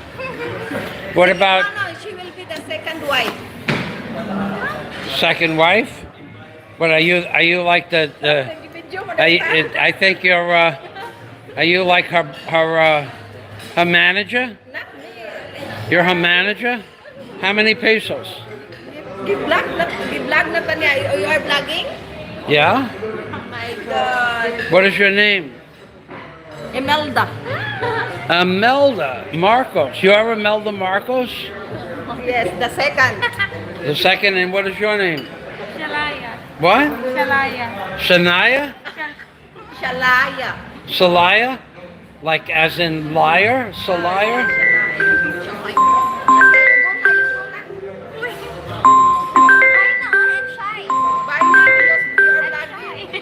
You're vlogging. You're live right now. You want to see? You want to see? Look on YouTube. I'm shy. Yeah, you're shy. I'm gonna take 5. That was very shy of you. That was very shy of you. And you, take 5 more. That was very shy of you also. You're very shy. What's the baby's name? Jaden. Hello. Hello, guapa. Hello, guapa. He will cry. She will cry now. She looks just like me. Is that my baby? It's this side. Put it in the bottom. What's who? Nak, sa pag in English. How? You want to know how I had a baby? Whom do you think the father is? What I am the. nationality? It looks like me. Looks like you. Yeah. I think it's half American. Filipino? Half American? Yeah. Filipino? Filipino half and half Italian. Half Italian? It's my baby. Your baby? I don't remember your name. Chinese. Shanice. Where did we meet? What? When did we meet? Was I drunk? Were you drunk? Kaya hindi sa father. Were you drunk? Oh my god. No. Was it your first time? Oh, you guna. Okay.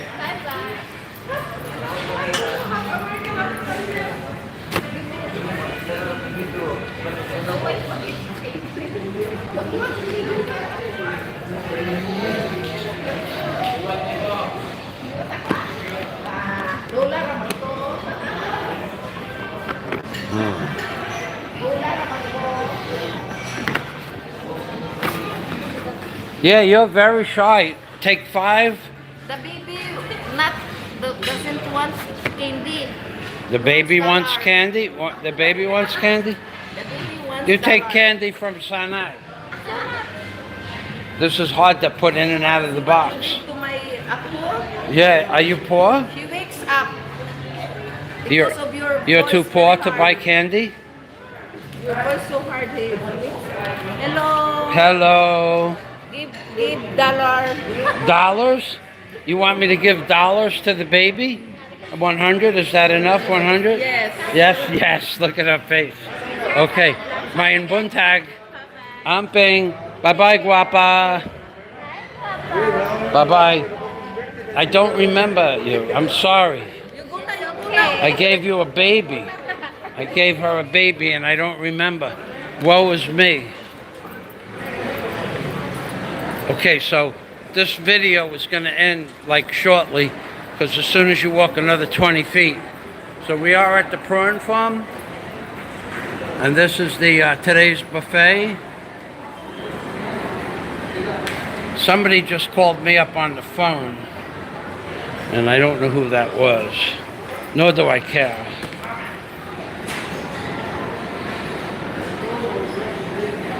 Scott Stendrew. Okay, Scott. Yeah. Amigo.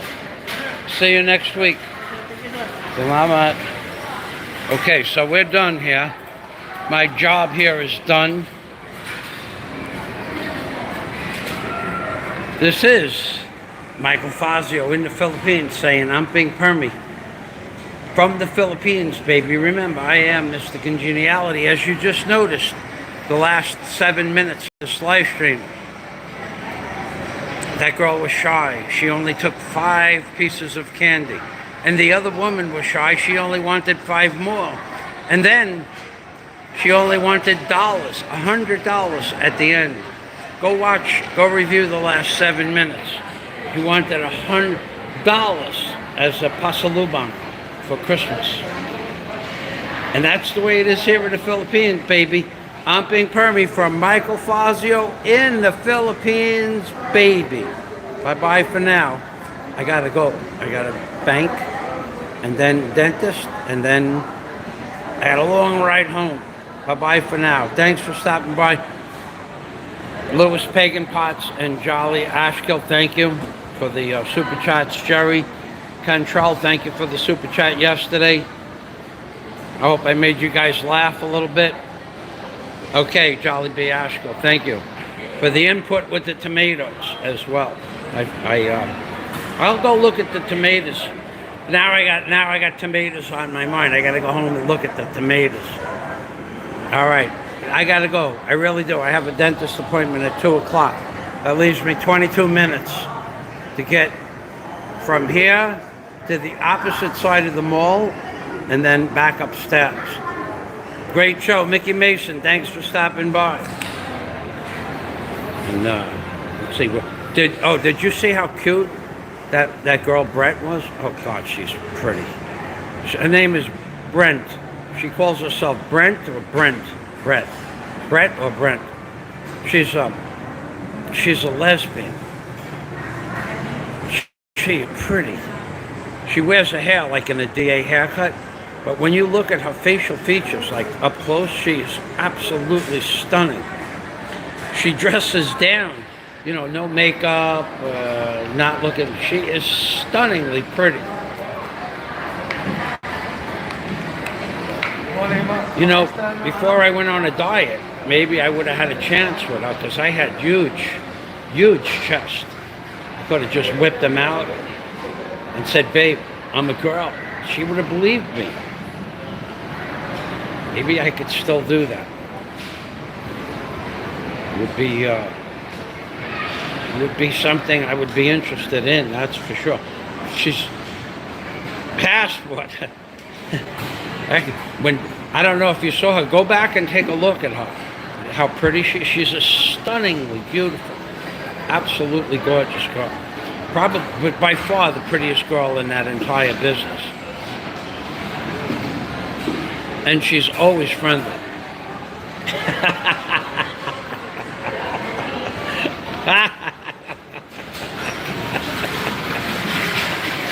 I could have just whipped them out. Said, babe, I'm a girl too. Look at my big chest, my big hairy chest.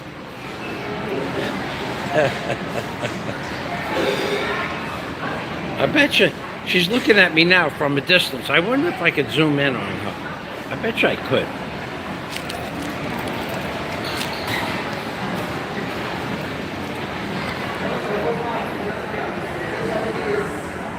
She disappeared behind the door.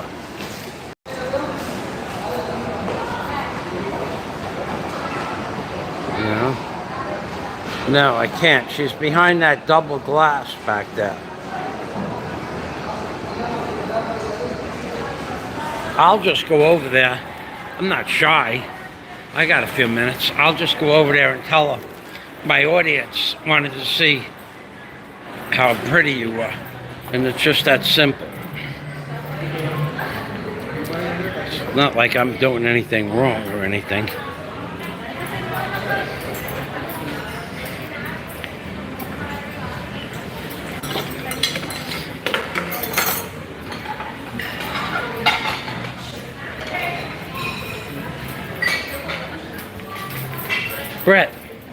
Brett, Polyhoog, come here. Take off that mask, Polyhoog. Let me see your face. I wish to see your face. Oh my God. You look like a supermodel. Oh my God. Hey, you like girls, yeah? Yeah. I have very big breasts. Look. Yeah. Look at. I see you're not wearing I'm any really bra. a girl. I'm You're real. not wearing any bra. You what? You're not wearing any bra. I'm not what? Wearing a bra. No bra, right? Yeah. For you, I came with no bra for you. God, so sweet. I'm letting it all hang out. I'm trying to entice you. Oh my God. You're handsome or guapa? Um, You are both. yes, maybe. Extremely. Maybe. Maybe one day. Maybe one day I will have an operation and we could both be girls. Oh my God. Oh my God. Ooh. Salamat. You have a great day, Brett. Thanks for the laugh. Atik lang. Yeah, baby. She is cute. Okay. Well, we're out of here. Far be it from me to be shy. Umping. Amigo. Bye-bye. Bye-bye. Okay. My channel? His Alice's You look up Michael Fazio, Fazio. I'm number one in the world. Wow, that's so cool. I'm there. Hi. Guapa. We call her the dollar lady now. The dollar lady. The $100 lady. The century lady. Okay, umping.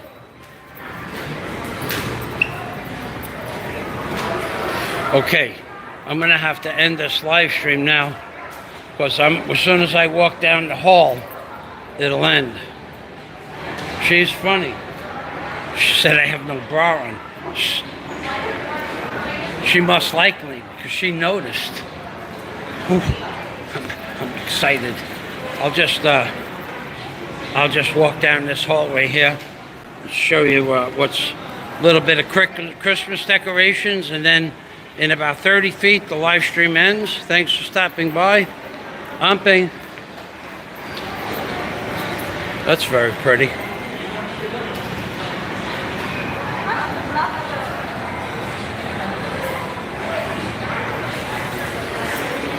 I love the way they do the lights on the escalators. Very nice. The way it's all set up down there.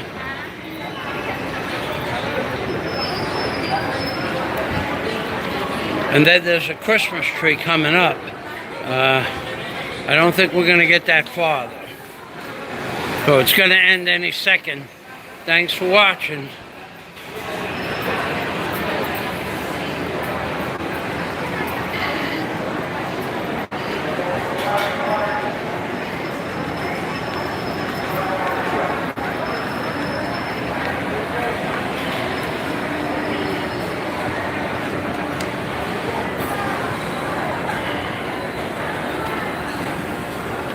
in here.